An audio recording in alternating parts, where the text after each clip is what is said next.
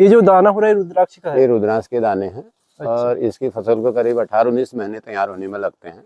अच्छा। ये फरवरी लास्ट मार्च शुरुआत से फूल लगना शुरू होता है और उसके बाद ये अगले जुलाई तक होते हैं। चंदन के भी पौधे हैं, आप ये देख रहे हैं, एक चंदन का पौधा छोटा सा ये है। अच्छा, ये चंदन का ही पेड़ है? चंदन का ही पेड़ है। तो इसकी उम्र ना, इसकी हाइट होगी करीब करीब 20 फीट होगी ना? 20 फीट 25 फीट इसकी हाइट होगी। हाँ। तो करीब 15 साल का ये पौधा है अभी।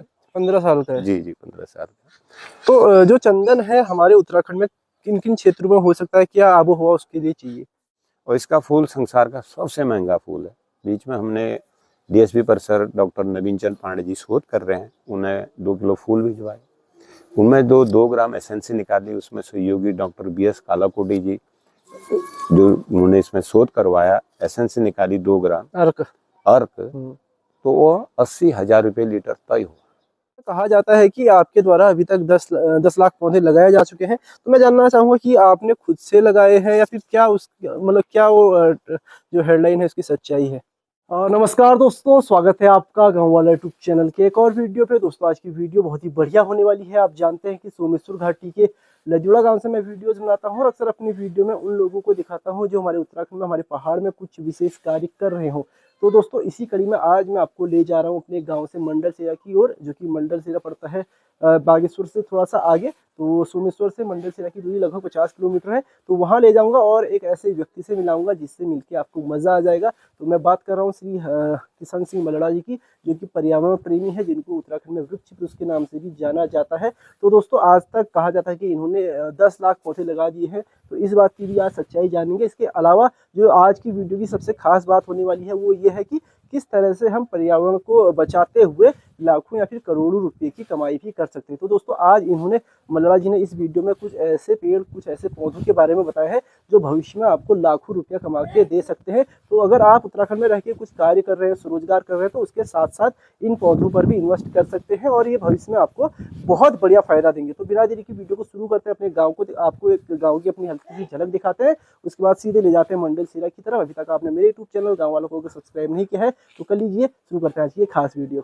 तो दोस्तों ये है हमारा गांव लजुड़ा, जो कि सोमेश्वर घाटी में पड़ता है। सोमेश्वर घाटी है अल्मोड़ा जिले में।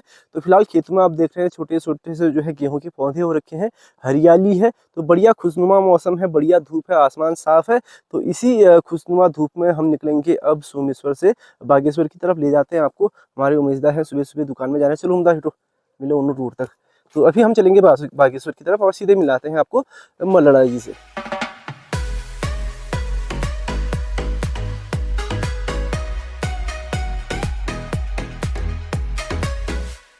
तो जी फिलहाल मैं पहुंच गया हूँ सिमिनर गोल में, जो कि पड़ता है गिरिछना से थोड़ा आगे।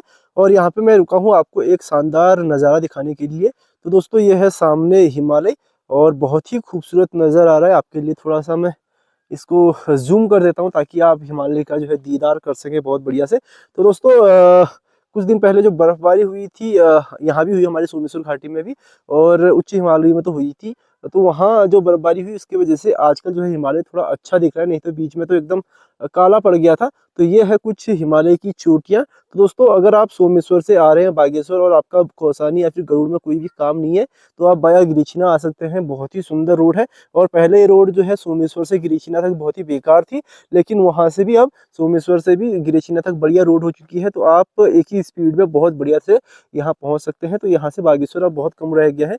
तो फिलहाल ये है नज़ारा और अब हम चलते हैं नीचे बागेश्वर की तरफ और मिलाते हैं आपको मल्लारा जी से। तो दोस्तों इस वक्त मैं हूँ देवकी लघु वाटिका मंडल सेरा में और आपके स्क्रीन पर हैं किशन सिंह मल्लारा जी।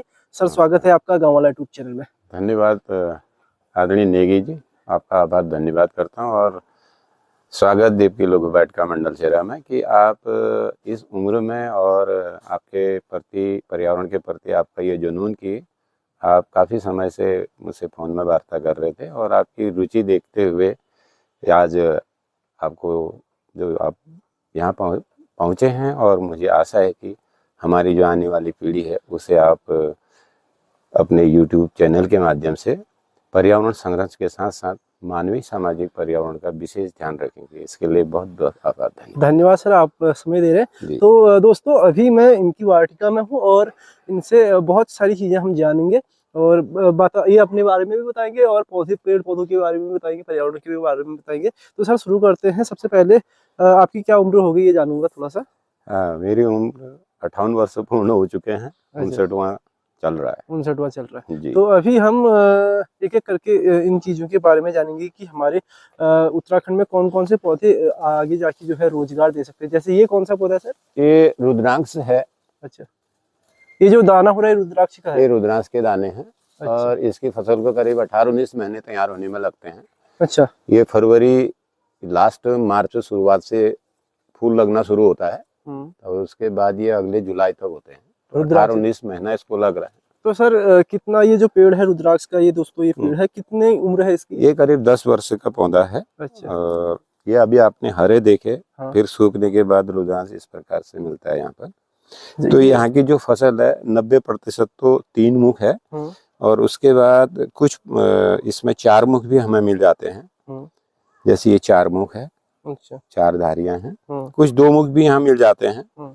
अभी हमारे पास है नहीं वो, कुछ 2 मुख भी मिलता है। तो 2, 3, 4 मुख की फसल हम पूरे उत्तराखंड में ले रहे हैं। अच्छा। तो 5 मुख तो अभी यहाँ पर हुआ नहीं। शायद यहाँ का जो मौसम है, आबोहवा है, वो 2, 3, 4 के लिए बहुत अच्छी है। अच्छा। तो मेरा मानना है कि हम धार्मिक आस्था की दृष्टि से यहाँ का एक पेटेंट अपना बर्मा विष्णु महेश जी के नाम से 3 मुखी रुद्रांश का बना सकते हैं। अच्छा। जो हमें बहुत अच्छा रोजगार व्यवसाय के साथ साथ मतलब अच्छा स्वास्थ्य संवर्धन प्राप्त प्रदान करेगा। तो सर ये बताइए, जैसे ये पेड़ है, एक ही पेड़ में अलग अलग मुखी रुद्राक्ष होता है या फिर इसका अलग अलग पेड़ होता है? हाँ, ये मैंने आपको बताई, बहुत अच्छा सवाल पूछा आपने। तो एक ही पेड़ में जो पूरे उत्तराखंड में 2, 3 और 4 मुख एक ही पेड़ में हो रहा है। अच्छा। 4 मुख भी है, 3 मुख भी है और पूरा मतलब 99% जो है 3 मुख की फसल यहाँ पर प्राप्त होती है। तो ये कहीं ना कहीं एक तरह से व्यवसाय भी बन सकता है। बहुत सुंदर पर्यावरण संरक्षण के साथ साथ। तो आपके पास चंदन के भी पेड़ हैं? चंदन के भी पौधे हैं। आप ये देख रहे हैं, एक चंदन का पौधा छोटा सा ये है। अच्छा, ये चंदन का ही पेड़ है? चंदन का ही पेड़ है। तो इसकी उम्र ना, इसकी हाइट होगी करीब करीब 20 फीट होगी ना? 20 फीट 25 फीट इसकी हाइट होगी। हाँ। तो करीब 15 साल का ये पौधा है अभी। 15 साल का है? जी जी, 15 साल का। तो जो चंदन है हमारे उत्तराखंड में किन किन क्षेत्रों में हो सकता है, क्या आबोहवा उसके लिए चाहिए? यहाँ पर चंदन लगभग सभी जनपदों में हो रहा है। एकदम ऊंचाई वाले क्षेत्रों में जरा उसकी ग्रोथ कम है और सीधे सीधे रूखे सूखे और एकदम कभी बर्फबारी भी हो रही तो इसका चंदन को कोई यहाँ पर फर्क नहीं पड़ रहा है। और उसका जो स्वभाव है, परजीवी है, पैरासाइट है, तो उसकी बहुत कम देखरेख में जो यहाँ पर जो पुराने हमने 20-25 साल पहले जो चंदन के पौधे लगे थे, तो आज करीब सैकड़ों पौधे विभिन्न स्थानों पे है। उनमें जहाँ पर अच्छी आबोहवा है तो साल में 2 बार सीड लग रही है। उन्हें टिपोरी, कोयल, कई अन्य प्रकार के पक्षी जो स्वयं खा रहे हैं। उसके बाद पक्षी प्रसार से जगह जगह जो उनके भीड़ से गिर रहा है, तो स्वतः जो उसका जमाव होता है, परजीवी है, तो उसे यहाँ पर चाहे वो हिसालू में गिरे, केलबोड़ी की झाड़ में गिरे या आपके चीड़ के ही बनों के बीच में भी चंदन अपने को बहुत अच्छा सर्वाइव कर रहा है। तो आने वाले समय में अच्छे चंदन के वन हमारे वहाँ विकसित होंगे। अच्छा, चंदन के बारे में हम सुनते आ रहे हैं कि बहुत ही महंगा पेड़ है और हमारे धार्मिक दृष्टि से देखा जाए तो हिंदुओं के लिए तो बहुत ही पवित्र पेड़ भी है चंदन।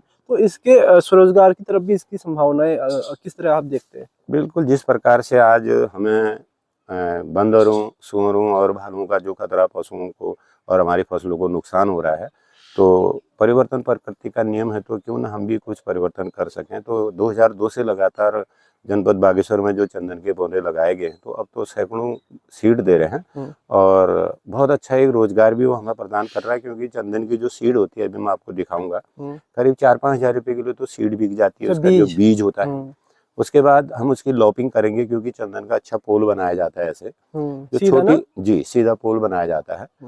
और अगर उसकी जो छोटी शाखाएं हम उसकी लॉपिंग करेंगे तो करीब 700-800 रुपये केजी वो भी मिल जाता है। टहनिया का भी मिल जाता है। हरियाली के साथ साथ हमें एक बहुत अच्छा रोजगार, फिर उसको होस्टी के साथ हम अपने क्षेत्र में दाड़िम उत्पादन कर सकते हैं, अनार के पौधे लगा सकते हैं और दूर दूर अखरोट की प्रजातियाँ लगा सकते हैं, जो कि उसको होस्ट भी मिल गया, हमें चंदन के साथ साथ अन्य भी पौधों को सहयोग मिल गया। क्योंकि वो परजीवी है तो उसे होस्टी की भी आवश्यकता पड़ती है। तो हमारे वहाँ कई ऐसे फल है और पट्टियाँ हैं, पांगर लगा सकते हैं क्योंकि वो पतझड़ वाली प्रजातियाँ हैं, तो पांगर भी होगा मीठा और चंदन की भी फसल ले सकते हैं। बहुत ही बहुपयोगी साबित हो तो रहा है। चंदन का जो ठोस लकड़ी होती है वो कितने रुपए किलो आजकल बिक्री होगी? वर्तमान में जो चंदन का रेट वैसे मार्केट में कम से कम 12,000 रुपया 15,000 रुपया तो है ही, लेकिन जो उसकी मूल अंदर की जो आंट है, मिमोरो उसकी जो मेन है, वो करीब 35,000 रुपये किलो मार्केट में वर्तमान है ही। अच्छा जी, तो सीधा ही मतलब 10 साल में आपका अगर 10, 20, 25, 30 किलो का भी पेड़ है तो लाखों रुपए आपको आमदनी तो इसमें वैरायटी भी तो अलग अलग होती होंगी?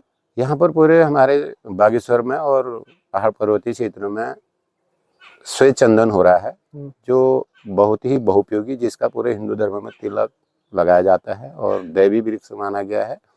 अब जिसका तिलक लगाने से ही जो इतनी आत्म शांति और पूरा नियंत्रित हमारी शरीर रहता है, तो कई प्रकार की उसकी दवाइयाँ बनती हैं, तो उसमें भी हो जाता है। फर्नीचर के लिए तो हुआ ही। अच्छा, श्वेत चंदन। जी ठीक। तो अभी आपने बात करते हुए सर बताया कि होस्ट उसको चाहिए होता है, एक होस्ट पौधा चाहिए होता है, पेड़ चाहिए होता है। कई लोग समझेंगे नहीं कि होस्ट क्या होता है, थोड़ा इसके होस्ट बारे। माने चंदन विष व्यापत नहीं लिपटे रहत भुजंग कहा गया है।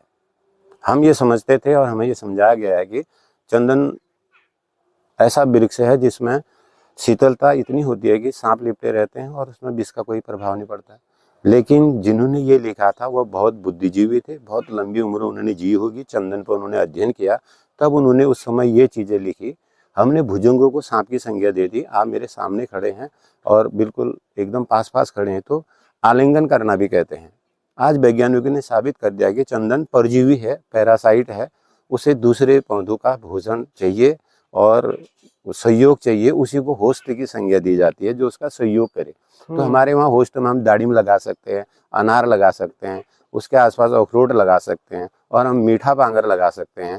तो ये ऐसी चीजें हैं जो हर पूरे क्षेत्र में उत्तराखंड में होती हैं। हम फल भी ले लेंगे और चंदन भी। आगे बढ़ते हैं, कुछ और पौधों के बारे में यहाँ पे जानते हैं। तो सर मैं आपके बारे में जब पढ़ रहा था या फिर हम लगातार वीडियो देखते हैं आपके बारे में, कई बार लोग रिपोर्टिंग करते हैं, तो उसमें कहा जाता है कि आपके द्वारा अभी तक 10 लाख पौधे लगाए जा चुके हैं। तो मैं जानना चाहूंगा कि आपने खुद से लगाए हैं या फिर क्या उस मतलब क्या वो जो हेडलाइन है उसकी सच्चाई है?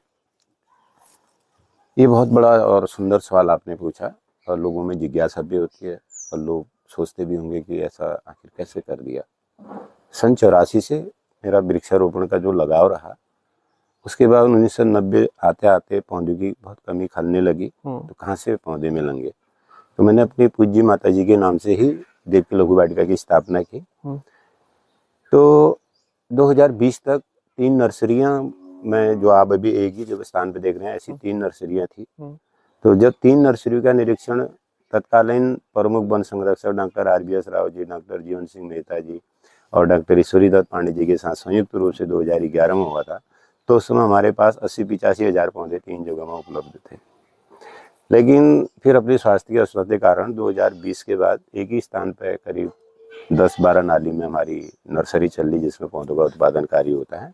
हमारा लक्ष्य 1 करोड़ का है। प्रतिवर्ष 20, 25 और 30 हज़ार गमले हम तैयार करते हैं और कुछ पौधे जमीन में जो सीधा उखाड़ के ट्रांसफर हो जाते हैं उनका बीज रोपण करते हैं। और इसमें सभी वन पंचायत, वन विभाग और स्वयं सेवकों का, पर्यावरण प्रेमियों का, और बागेश्वर में 2002 से NSS और फिर उसके बाद NCC की जो स्थापना हुई, लगातार स्काउट, NCC, NSS के प्रतिभागियों के साथ ये कार्यक्रम चल रहा है। तो इससे मैं अपने एक जीवन की भरपाई मानते हुए काम कर रहा हूँ। और हमारा अब तक का जो अपनी वाटिका का उत्पादन है 10,75,000 पौधे कंप्लीट हो चुके हैं। बल्कि हमने तो वर्ष 2016 में अपनी वाटिका की 90 में स्थापना हुई थी, तो 2025 में रजत जयंती मनाई थी, उसमें करीब हमारा 5.5 लाख कंप्लीट हो गया था। तो 1 करोड़ का लक्ष्य है, अब तक हम 10,75,000 में पहुंचे हैं।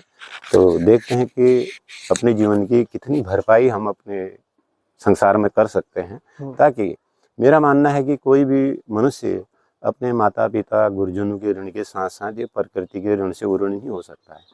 माता पिता गुरुजन सबके होते हैं, लेकिन इन सबके माता पिता वास्तव में इनकी जननी कौन है? तो इनकी जननी सिर्फ ये प्रकृति है। आप किसी कारण से अपने माता पिता गुरुजनों के, भाई बहनों के, अपने समाज की सेवा नहीं कर पाए, ये आपको मौका नहीं मिला, तो आपको अगर मौका मिलता है आप प्रकृति के संघर्ष में जाइए, प्रकृति की सेवा सुरक्षा कीजिए। जितना श्रृंगार आप प्रकृति का करेंगे तो आपको लगेगा कि वास्तव में आप अपने सांसारिक ऋण से उऋण हो रहे हैं। ये मेरा अपना मानना है। अच्छा, बहुत सुंदर बात आपने कही। तो ये कौन सा आप पौधा दिखा रहे हैं? हाँ, जैसे आपने रुद्रांश देखा, चंदन देखा, तो ये भी बाहर का पौधा, ये अर्जुन है। अर्जुन है।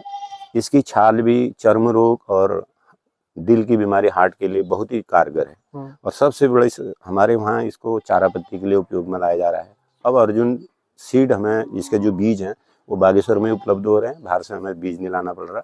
हम इसके भी जंगल और वन बना रहे हैं ताकि आने वाले समय में चारा पत्ती की भी कमी ना रहे।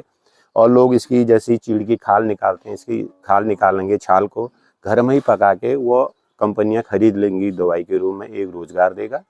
और जैसे मलबरी रेशम का उत्पादन होता है, इसमें भी हम साल में 2 फसल ट्रेसर रेशम पैदा कर सकते हैं। अच्छा। इसलिए अर्जुन को भी बढ़ा रहे हैं। ये अर्जुन है जी। तो और आगे बढ़ते हैं दोस्तों, और अलग अलग चीजें आप इनके बारे में जानेंगे। और ये आप देख सकते हैं कि 1990-91 में इसकी शुरुआत हुई है, देवकी लघु वाटिका की, मंडल सिरा में ये है। तो सर से काफ़ी चीज़ें जानने को मिल रही है, काफ़ी रोचक जानकारियाँ हमको प्राप्त हो रही हैं।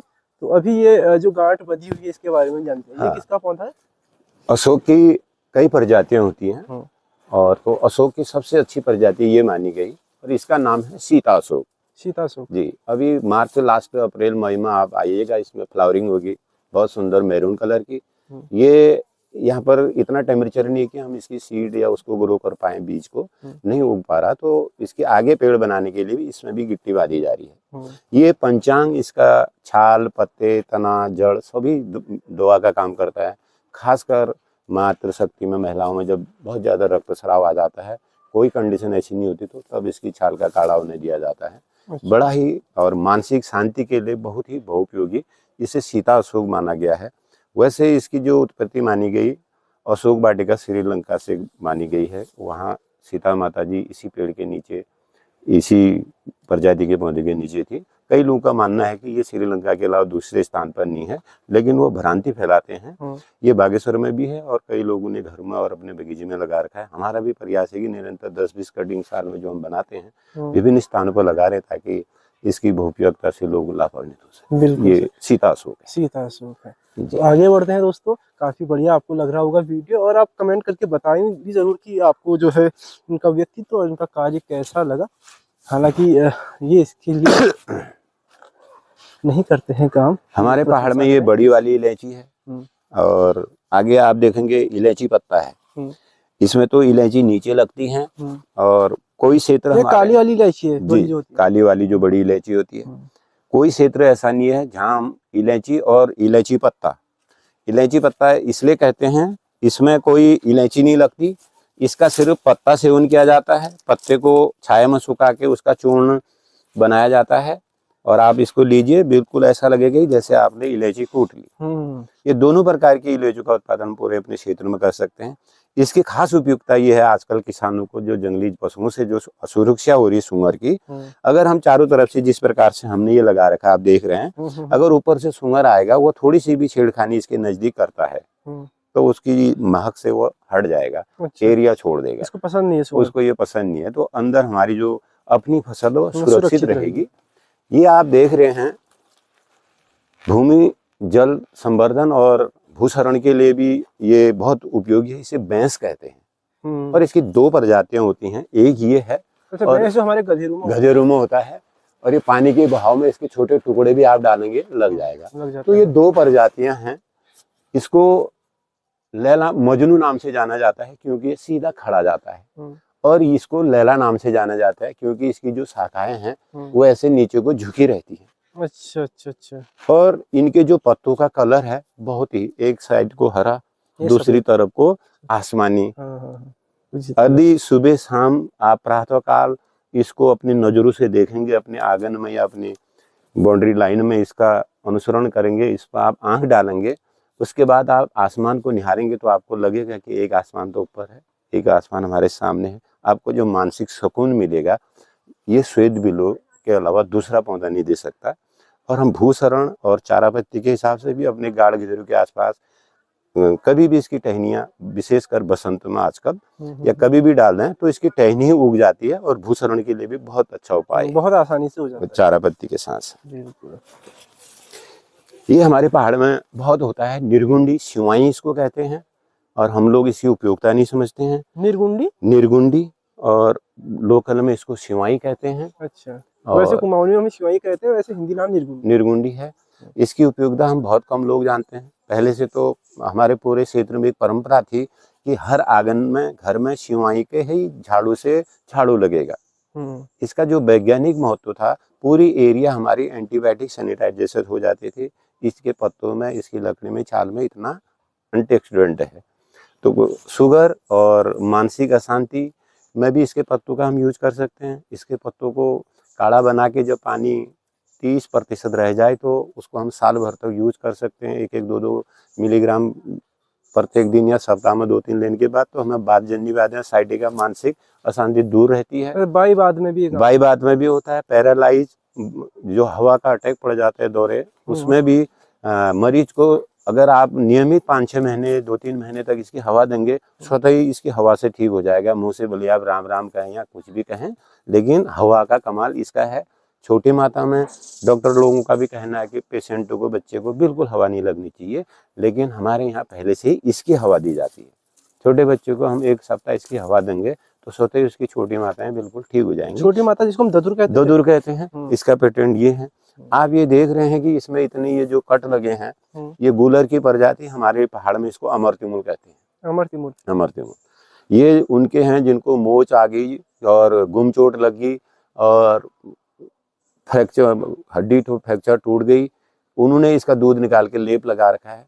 ये भी इसकी उपयोगिता है। चारा पत्ती है, इसमें जब फल लगते हैं तो मेरा अनुरोध होगा हमारे यहाँ के लोगों से, उस समय अधिक से अधिक इसकी सब्जी खाएं। इसको कच्ची सुखाकर भी आप रख सकते हैं, इसका अचार बना के रख लें, इसका जैम बना के रख लें, क्योंकि पकने के बाद तुरंत इसमें फंगस और कीड़े पड़ जाते हैं, और ये लीवर के लिए रामबाण है गूलर। हमारे वहाँ एक तो चूरा होता है, ये चूरा का पौधा मैं आपको दिखाऊंगा। ये चूरा है, इसके पत्ते जरा एकदम सॉफ्ट और मुलायम जैसे होते हैं, और ये अब मैं आपको लोकाट का पौधा दिखा रहा हूँ। दोनों एक जैसे तो लगते हैं, दोनों लगते तो एक जैसे हैं, लेकिन कारण क्या है, इसमें खट्टा मीठा फल आता है और जिसका हम अच्छा अचार, जैम बना सकते हैं, और सी विटामिन प्रचुर मात्रा में है। चारा पत्ती भी है। इसके पत्तों में इतना आयरन है कि महिलाओं ने और आदमी ने भी खाना चाहिए, विशेषकर उन महिलाओं ने ज़्यादा खाना चाहिए जिन्हें श्वेत पत्र की परेशानी होती है, लोगोरिया की। वो इसके पत्ते खाएं, फल खाएं, इसका अचार खाएं, सब्जी खाएं, बिल्कुल स्वस्थ रहेंगे और कभी आयरन की, खून की कमी नहीं रहेगी। ये चूरा है। इसे बटर ट्री, मक्खन फल भी पहाड़ में कहा जाता है, कामधेनु भी इसको कहते हैं। इसमें जो चारा पत्ती से हम दोने बनाएंगे, पत्तल बनाएंगे, शादी ब्याह या किसी काम में रोज भोजन के उसमें उपयोग करके, बाकी हमारा पशुधन भी इससे पलेगा। फूल इसमें खिलेंगे तो बहुत अच्छा, शहद का उपयोग, मधुमक्खियां उसमें पलेंगी। फ्रूट इसमें फल लगेंगे तो फल पकने के बाद बिल्कुल दूध का जैसा स्वाद। आज तो मशीनी युग आ गया है, कई चीज़ों की तो जैम, जेली, बिस्कुट से बहुत अच्छा बन सकता है। उसके बाद जो घिटली है, किसान अपने घर में इसकी पिराई करके घी बना सकता है। गाउट जैसी लाइलाज बीमारी का बहुत सुंदर चूरे का घी जो है तो चूरा जो है कुल मिला के जो आज की जनरेशन है उसके लिए बहुत ही फायदेमंद स्वरोजगार की बिल्कुल बिल्कुल, क्योंकि कई सारे लोग अब वीगन अपना रहे हैं कि वो डेयरी का प्रोडक्ट यूज नहीं करते, तो वो वनस्पति घी खा सकते हैं। हर सब मेरा जनमानस से लेकर नई पीढ़ी से लेकर सरकार से भी और विभागों से भी मेरा अनुरोध है कि प्रत्येक किसान के पास जितना उसका गाटा रकबा खेत है, उसे कम से कम अपने क्षेत्र में 5 पौधे चूर पालने की जरूरी कर देना चाहिए, और साल भर में उसकी निगरानी होनी चाहिए कि किसान खाली बंजर खेत तो किसी के नहीं होने चाहिए, किसी न किसी तरीका से उसमें फल पट्टी ऐसी होनी चाहिए। अगर हम चूरा 10 साल पाल देते हैं, हमारा 400-500 साल का रोजगार है। इसकी उम्र पौधे की 400-500 साल इसकी उम्र है पेड़ की। और आज भी जो है हमारे वहाँ नए पौधे तो 2% भी नहीं है, जहाँ है पुराने ही पौधे बचे पड़े हैं। अच्छा, तो चूरा कितने साल में फल देता होगा ये? सर 8 से 10 साल में इसका मेहनत तो लगी जाती है। अच्छा, 8-10 साल के बाद फल देगा ना? फल देगा जो। और बड़ा पेड़ होता है? अच्छा बड़ा पेड़ होता है, काफी अच्छी कपास है इसकी, खूब चारा पत्ती, खूब पक्षियों का बसेरा रहता है। अच्छा, साफ शुद्ध पर्यावरण के लिए तो बहुत जरूरी है। अच्छा। ये लसूड़ा है, हमारे यहाँ सब हर क्षेत्र में होता है। विशेष इसका चारा पत्ती, इसका स्वभाव भी ऐसा है, जैसे मैंने आपको गूलर बताया था, इसमें भी जब फल लगते हैं तो पकने से पहले उसका अचार, जैम, जेली और सब्जी बन जानी चाहिए। कोरोना काल में बहुत इसकी मांग थी और यहाँ कृषि विज्ञान केंद्र अल्मोड़ा काफलीगैर में भी हमने वहाँ के साइंटिस्टों को इसके पौधे दिए, वो भी इसका संरक्षण कर रहे हैं और लोगों को समझा रहे हैं, जागरूक कर रहे हैं कि ये पर्यावरण संरक्षण के साथ साथ हमारी आजीविका, हमारे रोजगार के लिए और हमारे स्वास्थ्य के लिए बहुत लाभकारी पौधा है। तो अभी जैसे सर हम बात कर रहे थे, आपने एक और पौधे के बारे में हमको बताया था, जैसे हम अभी ऑफ कैमरा बात कर रहे थे, आपने कहा कि सीलिंग एक पौधा होता था, वो भी यहाँ पे है या फिर यहाँ नहीं हो? हाँ, सीलिंग में आपको अभी नीचे दिखा दूंगा, उसी के बाद उसके बारे में बात दिखाऊंगा सीलिंग। तब तक आप ये जामुन का पौधा देख लीजिए। अभी ये जो जामुन आप देख रहे हैं, ये जो आपके मैदानी क्षेत्र में बड़ा वाला जामुन होता है, उसका पौधा है। अच्छा। तो ऐसे ही पौधे करीब 200-250 पौधे हमारे जनपद बागेश्वर में विभिन्न स्थानों पर सबके सहयोग से फल फूल रहे हैं। तो अभी करीब 25-30 पौधों में जामुन लगने लग गया है। तो आने वाले समय में हमें जामुन भी बहुत अच्छा रोजगार दे सकता है और इसकी तो छाल, पत्ती, तना, शुगर से लेकर कई बीमारियों में बहुत ही कारगर है। इसके साथ जो बेल मैंने इसमें डाल रखी है, इसको अंगूर सफा कहते हैं। ये जंगली अंगूर का पौधा है। फल तो इसमें कुछ ऐसा दिखाई नहीं देता, लेकिन फ्लावरिंग जब होती है तो फ्लावरिंग खिलने के बाद बिल्कुल बुश प्लांट जैसा ही लगता है और बिल्कुल धुएं की तरह इसकी फ्लावरिंग होती है। तो 1-2 महीनों वो ऐसा लगता है कि एक आसमान आपके उसमें कहीं बादलों का ढेर किसी पेड़ में रखा गया है। बहुत खूबसूरत लगता है और पक्षियों के लिए भी ठीक है। और खास ये है कि इसका हम फर्नीचर में यूज करेंगे, ये भी सबसे महंगा फर्नीचर बन सकता है। अच्छा, इसकी लकड़ी जो है, ये जो लकड़ी बेल देख रहे हैं, अच्छा, बेल ये ठोस होती है? ठोस होती है। इसका बहुत सुंदर फर्नीचर हम बना सकते हैं। तो हमारे जो खाली स्थान है, खाली जगह है, रेवड़ी हैं और जंगलों के स्थान पर लोगों ने इसका संरक्षण करना चाहिए। जिस हिसाब से आसाम में बेंत का उपयोग हो रहा है, हमने बेंत भी डाल रखी है, आपको दिखा रहे हैं, लेकिन बेंत से अच्छा हमारे वहाँ इसकी ग्रोथ है। तो सर ये टेढ़ा मेढ़ा है, इसका फर्नीचर में किस तरह ये से? कोई बात नहीं, उस समय इसको गर्म करने के बाद आप कैसा ही घुमा लो। अच्छा, सीधा हो जाता है? ठीक है। हाँ। इसको आप गर्म करेंगे, हीट देंगे तो जहाँ घुमाना चाहें। तो आजकल तो ऐसी कई फंसी आइटमें हैं, उससे आप और अच्छा हो सकता है। बहुत बढ़िया। ये है, ये आप देख रहे हैं, ये किलमोड़ी है, रसौद इसको हिंदी में नाम कहते हैं, दारू हल्दी भी इसको कहते हैं। और हमारे उत्तराखंड में आज किलमोड़ी 2% रह गई है। मेरा नई पीढ़ी से, खेत खलियान वालों से, जमींदारों से, जो कृषक भाई हैं, वो अपने खेत खलियान में इसका संरक्षण करें। 1-2 साल में इसकी खुदाई होगी तो स्वयं आपको कंपनियां खरीद लेंगी। लेकिन जिन लोगों ने रजिस्ट्रेशन जड़ी बूटी उगरा बुगरा भेषज में करा रखे हैं, उन्होंने कहीं पर भी अपने बगीचे तो लगाए नहीं। जो प्राकृतिक रूप से हमारी जो वनस्पतियां हैं वो सारी उजाड़ दी। इस पर ध्यान देने की आवश्यकता है। आप कह रहे कि जंगलों से तो सारा निकाल दिया, लेकिन उत्पादन नहीं किया। तो इसलिए जो आदमी इस पर काम कर रहे हैं तो पहले अपना खुद पहले उत्पादन करे और लोगों को प्रेरित करे, तब जाके इसके बिक्री के लाइसेंस उसको मिलने चाहिए। अगर इसी प्रकार का चलता रहा तो हमारा किलमोड़ी सालू खत्म हो जाएगा। आगे बढ़ते हैं। अब मैं आपको बांस के बारे में समझा रहा हूँ। ये हाथी बांस है, बिल्कुल हाथी के पांव से भी मोटा होगा और चारा पत्ती के हिसाब से सबसे अच्छा बांस माना गया है, क्योंकि इसके पत्तों में बिल्कुल भी खराश नहीं है, बहुत ही मुलायम। अच्छा, कटेगा नहीं। इसलिए चारा पत्ती के हिसाब से ठीक है। आसाम में तो लोग इसमें भोजन की व्यवस्था भी करते हैं, सब कुछ करते हैं, फर्नीचर की व्यवस्था करते हैं। और ये आप ये जो बीच में रिंगाल की तरह आप देख रहे हैं, ये जापानी बेम्बू है, जैसे हमारे हिमालयन बेम्बू रिंगाल होता है। इसके भी रिंगाल नहीं है। इसका क्या फायदा है, एक तो हम घेर बाड़ और भूस्खलन के लिए लगाएंगे तो घर के आसपास ज्यादा हाइट नहीं आएगी, छाया नहीं देगा, लेकिन बचाव बड़ा सुरक्षित करेगा। और इसके जब नए कंदे आते हैं जून जुलाई अगस्त में, 3 महीने उसका सब्जी और अचार का उपयोग कर सकते हैं। ये इसका सबसे बड़ा फायदा है। अच्छा। और बांस का जो अचार है वो कई रोगों में कारगर है। वंश लोचन, जब हम 5 साल के बांस के ठीट को काटेंगे, उसके अंदर जो जमा हुआ पानी सूखने के बाद बिल्कुल हीरे की तरह, बर्फ की तरह होता है, वो वंश लोचन है। वो बहुत ही कैंसर जैसे लाइलाज बीमारियों में कारगर है। ये सब जापानीज बांस आप देख रहे हैं। उसके बाद आप देखिए, ये पीला चाइनीज बेम्बू है। ये बहुत कम मेहनत पर यहाँ पर डेवलप हो रहा है। ये तो काफी मोटा है। तो ये पिछले साल के ही पौधे, इसी साल के, और इसकी ग्रोथ भी अच्छी है। इसकी उम्र 100 साल मानी गई। तब तक आप इसको गन्ने की तरह काट के इसका उपयोग कर सकते हैं, इसको आगे बढ़ा सकते हैं। तो ये अचार और सब्जी के मतलब का है। तो इसलिए हम इसे ज़्यादा से ज़्यादा लगा रहे हैं ताकि भूस्खलन, बाढ़ की सुरक्षा और अच्छा, लोगों पीला को है, ऐसा लग रोजगार। रहा है जैसे सूख गया है। जैसे सूख गया ऐसा नहीं है, अच्छा, ये पीला ही अभी है। सब कोई भी पौधा इसमें 3 साल का नहीं हुआ है, सब 6 महीना, 1 साल, 1.5 साल के इसमें लट हैं। तो हर साल हम इसको 60% हटवा देते हैं, लोगों को गिफ्ट करते हैं ताकि वो अपने स्थान पर लगाएं और इसका संरक्षण करें। ये बहुत अच्छी चीज़ रोजगार के लिए हमें भविष्य में मिलेगी, ऐसा मेरा मानना है। तो सर हमने आपके बारे में एक और स्टोरी सुनी है कि कुछ पक्षी से जुड़ी हुई स्टोरी है वो, कि बचपन में कुछ ऐसा हुआ था। मैंने जब आपके बारे में थोड़ा बहुत रिसर्च करने की कोशिश की तो उसमें दिखा रहा था कि आपकी माताजी ने कहा कि आप किसी पक्षी को पकड़ के घर में ले आए थे, तो आपकी माताजी ने कहा कि ये बाहर इनकी जगह है, अभी मैं यहाँ पे बहुत सारी पक्षियों की आवाज़ें सुन रहा हूँ। तो तब मेरे को ध्यान जैसा आया, तो उसके बारे में अभी मैंने पढ़ा, क्या उसकी सच्चाई है? आपने तो मुझे अपना बचपन याद दिला दिया। मैं बचपन में अपने नैनीहाल गैराड़ बिलखेत ग्राम सभा जा रहा था, तो यहाँ से करीब 15 किलोमीटर है।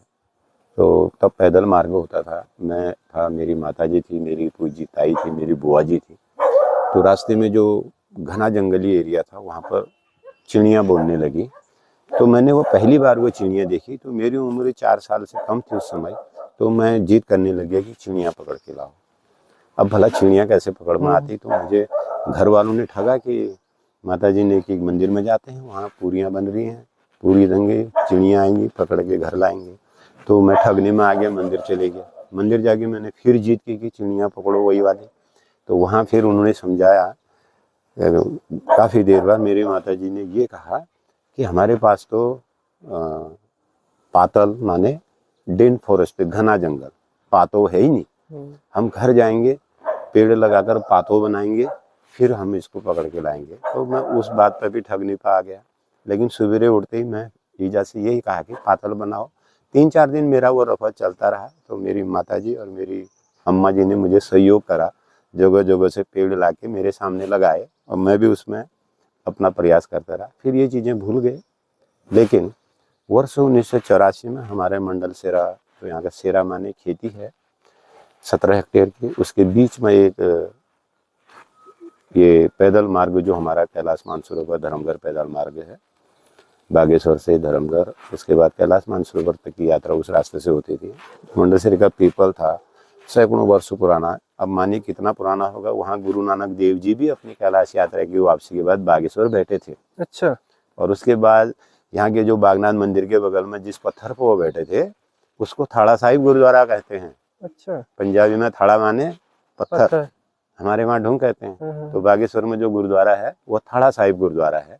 तो वो गुरु नानक जी ही यहाँ पर आए थे, बैठे थे। उन्होंने भी उस पीपल की छाया ली थी। और पूज्य नंदन महाराज हैं, उन्होंने भी 2-3 महीने यहाँ पर बैठ के भजन भागवत पुराण कथा कराई थी।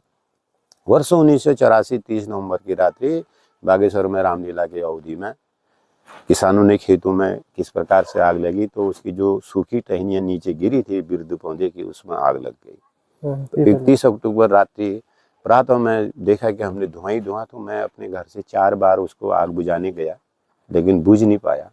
जब मैं घर पहुंचा तो मेरी माताजी ने पूछा, कैसा बंदर का जैसा लाल मुंह बना के आया है, और भी कोई आए? लेकिन राहगीर तो बहुत चल रहे थे, लेकिन कौन उसको बुझाता, किसी के पास इतने बर्तन भी नहीं थे, मेरे पास तो एक बाल्टी थी। तब आओ, वहाँ पर कोई ऐसे आवास तो मकान भी नहीं थे, पूरा सेरा खाली था। तो माताजी ने कहा मुझे खाना देने के बाद, आहा कितनी चिड़ियाँ वहाँ बैठती थी, कितनी अच्छी छाया होती थी। अब ये पक्षी चिड़ियाँ कहाँ जाएंगी? और इतने लोग किसान वहाँ पर बैठते थे, कलेवा खाते थे और अपना बोझ बिछा के आराम करते थे। और ये पक्षियाँ कहाँ जाएंगी, वो चहचहाट कहाँ सुनी जाएंगी? माता जी का ये कहना मुझे अपने बचपन की 4 साल की याद आ गई, चिड़ियाँ पकड़ के लाओ। मन में इतना वो हुआ, लेकिन माता जी से कुछ निकाल। लेकिन मैंने अपने मन में प्रण किया कि मैं अब चिड़ियों के लिए ऐसा घर बनाऊंगा जो कभी नहीं उजड़ेगा। वो एक पौधा नहीं होगा, 1 करोड़ से ज़्यादा होंगे।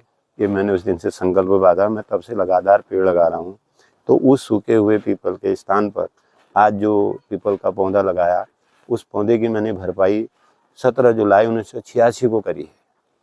आज वहाँ पर पीपल चौक के नाम से बहुत शानदार चौतरा बढ़ गया और पूरे जो हमारे आसपास 1000 परिवार रहते हैं उनका एक केंद्र बैठने का अड्डा बना है। पूजा पाठ भी वहाँ पर कर रहे हैं, कई खिचड़ी मेलाएं वहाँ पर कर रहे हैं। तो हम भी हर 21 अक्टूबर को वहाँ पर जाते हैं। पूज्य इंदिरा गांधी जी को भी उसी दिन हत्या कर दी गई थी और यहाँ पीपल जल रहा था, वहाँ इंदिरा गांधी जी की चिताएं जल रही थी, तो उनकी याद में भी हम पानी डालते हैं। गुरु नानक देव जी की जब भी जन्म थी याद आते हैं, हम उसमें जल चढ़ाने जाते हैं। और जितने भी बागेश्वर में पीपल हैं उनका संरक्षण भी हम देव की लघु वाटिका के माध्यम से कर रहे हैं। तो जीवन बचपन की जो छोटी छोटी यादें आती हैं वो आपने आज मुझे चिड़िया से याद वो कर दी। तो माता जी का सवाल शायद वो नहीं होता तो मुझे ये कॉन्सेप्ट एकदम चेंज नहीं होता। तो यही मेरा अपना जीवन का एक लक्ष्य है। बहुत सुंदर और भावुक हो गए आप बोलते हुए। हाँ। तो अभी हम आगे बढ़ते हैं सर, किस तरफ? आइए।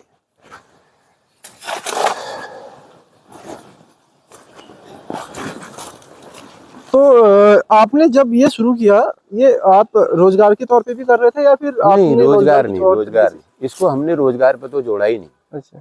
इसको एक ऐसा रोजगार बनाया है कि ये सारा प्राकृतिक रूप से ऐसा रोजगार की तैयारी की कि ये सबके लिए बने, एक विशेष व्यक्ति के लिए ना बने, हर आदमी के लिए रोजगार बने, हर प्राणी के लिए रोजगार बने। हमारा कॉन्सेप्ट ये था ताकि कोई भी आदमी कहीं पर किसी को रोक टोक न करे। लेकिन हर आदमी की बस की ऐसी बात नहीं, सबको मेरा जैसा परिवार या सहयोग नहीं मिल पाएगा। तो मेरा लोगों से अनुरोध है कि वो खूब पर्यावरण पे काम करें, अपनी भरपाई सोच के करें, किसी भी क्षेत्र में वो काम करें। आप इस क्षेत्र में काम कर रहे हैं, चैनल चला रहे हैं, तो मेरा आपसे भी अनुरोध होगा कि आप अपनी पर्यावरण के संबंध में अपने जीवन की भरपाई का लक्ष्य बनाते हुए काम करें, तो ऐसी चीजें नहीं आएंगी। जी बिल्कुल। ये इलायची पत्ता मैंने बताया, इसकी महक ये है, सूंघ लिया आपने ना, इलायची जैसी ही इलायची जैसी है। और सुअर के लिए बाढ़ का काम बिल्कुल, यहाँ पर मुंह आप हाथ मारिए, महकारी सुअर हट जाएगा। ये सारे चंदन के पौधे हैं ये। अच्छा, ये चंदन के? हाँ, ये सब लाइनिंग चंदन की है। तो चंदन का पौधा तो एक बहुत ही बढ़िया रोजगार बन सकता है, बहुत सुंदर रोजगार बन सकता है। ये रिंगाल है? ये रिंगाल है। अच्छा। हमारे यहाँ का हिमालयन बैम्बू। और हम अपने उत्तराखंड में चाहे कुछ कर लें, जब तक रिंगाल बांस की खेती नहीं करेंगे कोई चीज बचाने वाली नहीं है। मैं रिंगाल के बारे में आपको बताना चाहूंगा। जैसे हमने पूरा लगा रखा है ये। एक बार शिव जी ने हरिद्वार में देखा कि पार्वती मैया उदास बैठी है।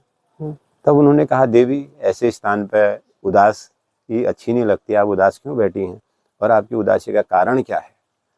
तो गंगा पार्वती मैया ने सीधा जवाब दे दिया तपाक से, अरे मेरी उदासी का कारण तो आपकी गंगा है, आप जहाँ भी रहते हो लेकिन अनुसरण गंगा का रहता है, आखिर ऐसा गंगा में है क्या? तो उन्होंने कहा, देवी तुम्हारा मेरा अस्तित्व भी गंगा के साथ है जुड़ा, यदि गंगा ना हो तो तुम्हारा मेरा भी कोई अस्तित्व नहीं। इस संसार में हर मनोकामना पूर्ण करने वाली तो गंगा ही है। तब उन्होंने कहा कि देखिए प्रभु, आप तो हर मनोकामना की बात करते हैं, मेरी तो गंगा ने आज तक एक मनोकामना पूर्ण नहीं की।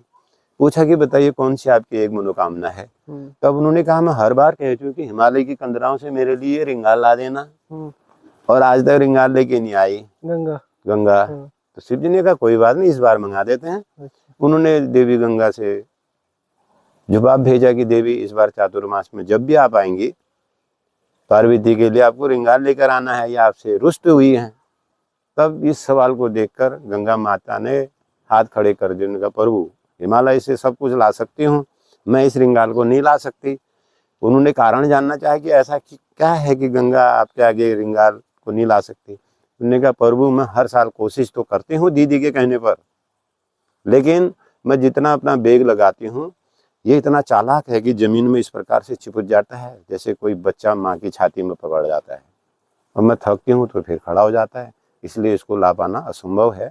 तो इस कहानी पे वैज्ञानिक पहलू छुपा हुआ है। हमारे उत्तराखंड में बांस रिंगाल की खेती करेंगे, ये भूस्खलन बहुत कम हो जाएंगे। अच्छा, तो जमीन को काफी जकड़ के रखता है जी, इसलिए इसको गंगा भी नहीं बहा सकती। अच्छा। तो ये बहुत बड़ा एक किस्से के माध्यम से वैज्ञानिक सोच को जागृत करना है और इसका संरक्षण करना है। ठीक। ये शीशम है, ये शीशम जी।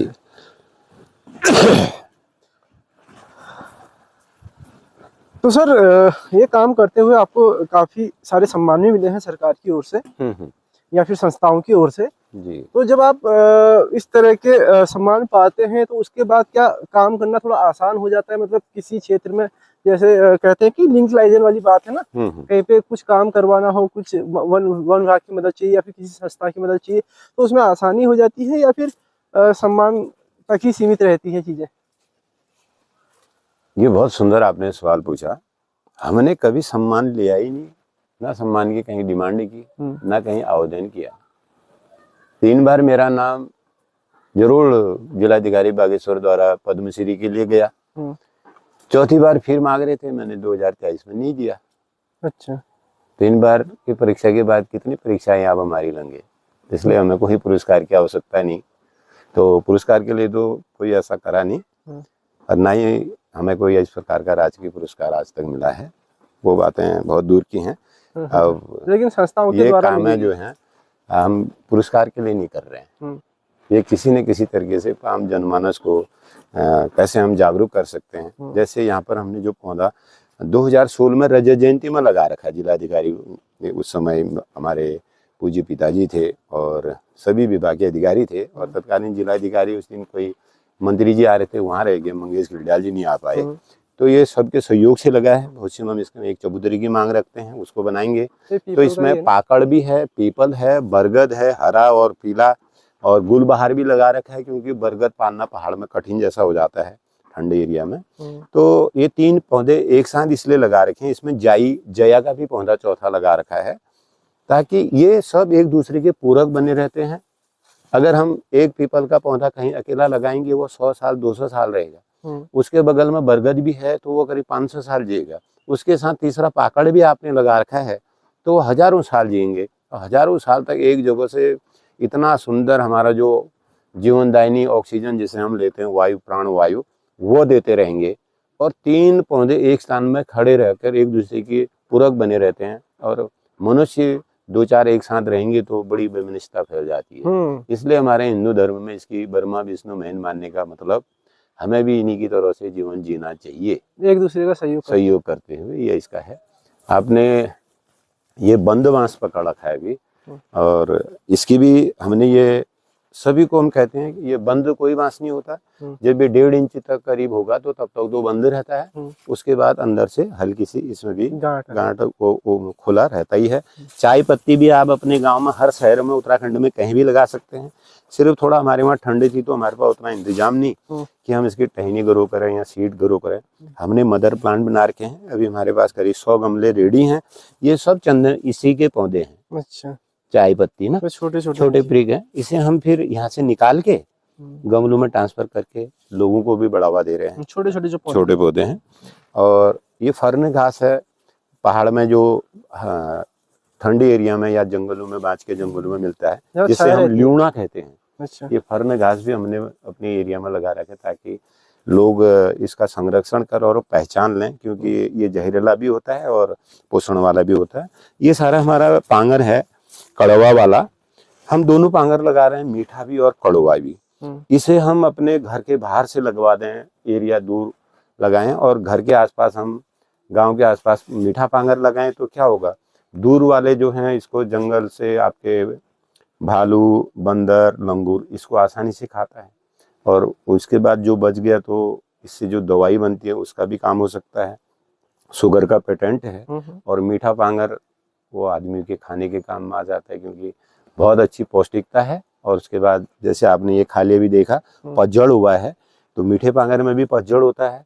तो जैसे मैंने होस्ट वाली बात चंदन में सहयोगी की बात की थी, तो ये मीठा पांगर भी हम चंदन की खेती के साथ करें, क्योंकि ये 3 महीने पौधा पूरा अपना खाली रहता है, उससे और उसको अच्छा सहयोग मिलेगा, इसलिए ये अच्छा होस्ट का काम करेगा। पहाड़ में कहीं भी हम संतरा, नींबू और माल्टा, गलगल इसका उत्पादन कर सकते हैं। यहाँ की पूरा क्षेत्र इसके लिए वो माफिक है। ये जामिर है, हमने यहाँ कुछ पौधे जामिर के संरक्षित कर रखे हैं, जो जामिर चूख नाम से बिकता है। मुख्य दवा जो चूख होता है वो जामिर का ही बनता है। आज ये विलुप्ति के कगार पर आ गया है। जामिर बहुत लोग यूज नहीं करते क्योंकि थोड़ा कड़वापन होता है इसमें। जी, कड़वापन होता है, लेकिन वास्तव में जो दवा का जो मुख्य कारण है वो जामिर है। हमारे पास जितने भी लगते हैं हम उसको सीड संरक्षण करके आगे बढ़ा रहे हैं। ये मेरा वो है। और ये पदम का पौधा है, पाई, और इसको भी देव वृक्ष माना गया। और यही भोजपत्र है। अच्छा, यही भोजपत्र है। सिर्फ आप ऊंचाई वाले स्थान पर जाएंगे, बर्फ पड़ेगी, इसकी जो खाल है स्वतः ही आपको वो सफेद दिखेगी। थोड़ा पत्ते का आकार बड़ा होगा, बाकी एक ही कुल है, एक ही वंश है, इसमें कोई भ्रम नहीं करना चाहिए कि ये वो नहीं है, भोजपत्र नहीं है, या भोजपत्र फिर नहीं। पद्या, पया बोलते हैं इसको, पया बोलते हैं हमारे यहाँ, लेकिन इसके कई इसकी सारे गीत भी हैं जी और बहुत पदम कहते हैं पदम, इसको वैसे। यही भोजपत्री की मतलब पूरी एक ही प्रजाति है। पहले से लोगों ने तो पूरा इसका कपड़े बनाए, कई चीज करे, पेपर बनाया। अच्छा है इसकी छाल से है? छाल से। तो सर इतना बड़ा आपने, इतनी बड़ी वाटिका है आपकी, और किस तरह से आप इसको मेंटेन करते हैं, क्योंकि काफी समय भी जाया होता होगा, लगता होगा इसमें, और परिवार की क्या इसमें भूमिका रहती है? क्या आपकी मजदूर लगाते हैं या फिर खुद से ही करते हैं ये सब चीजें? नहीं, अब ऐसा है, इसमें मजदूर से भी सहयोग लेना पड़ता है। हाँ। क्योंकि मिट्टी हमारे पास बड़ी परेशानी हो जाती है। मिट्टी इट्टी के लिए कभी लेबर का भी सहयोग होता है, बिना लेबर लगाए इतना काम नहीं कर पाएंगे ना। वही ना, अकेले का बस का नहीं है। हाँ, फिर भी जो खास देख रेख वो तो खुद करनी पड़ेगी ना, मेंटेनेंस होती है। लेबर से जो भी आपको थोड़ा बहुत एक एक्स्ट्रा सहयोग वो लेना ही पड़ता है, क्योंकि अपनी कंडीशन नहीं है ऐसी। तो परिवार का कैसा इसमें सहयोग रहता है? ये सब परिवार की बदौलत है, ये भाई लोग। और मेरे पिताजी वर्ष 1985 में पेंशन आ गए थे, और 84 से मैं खुद ही इस ओर ढल गया था।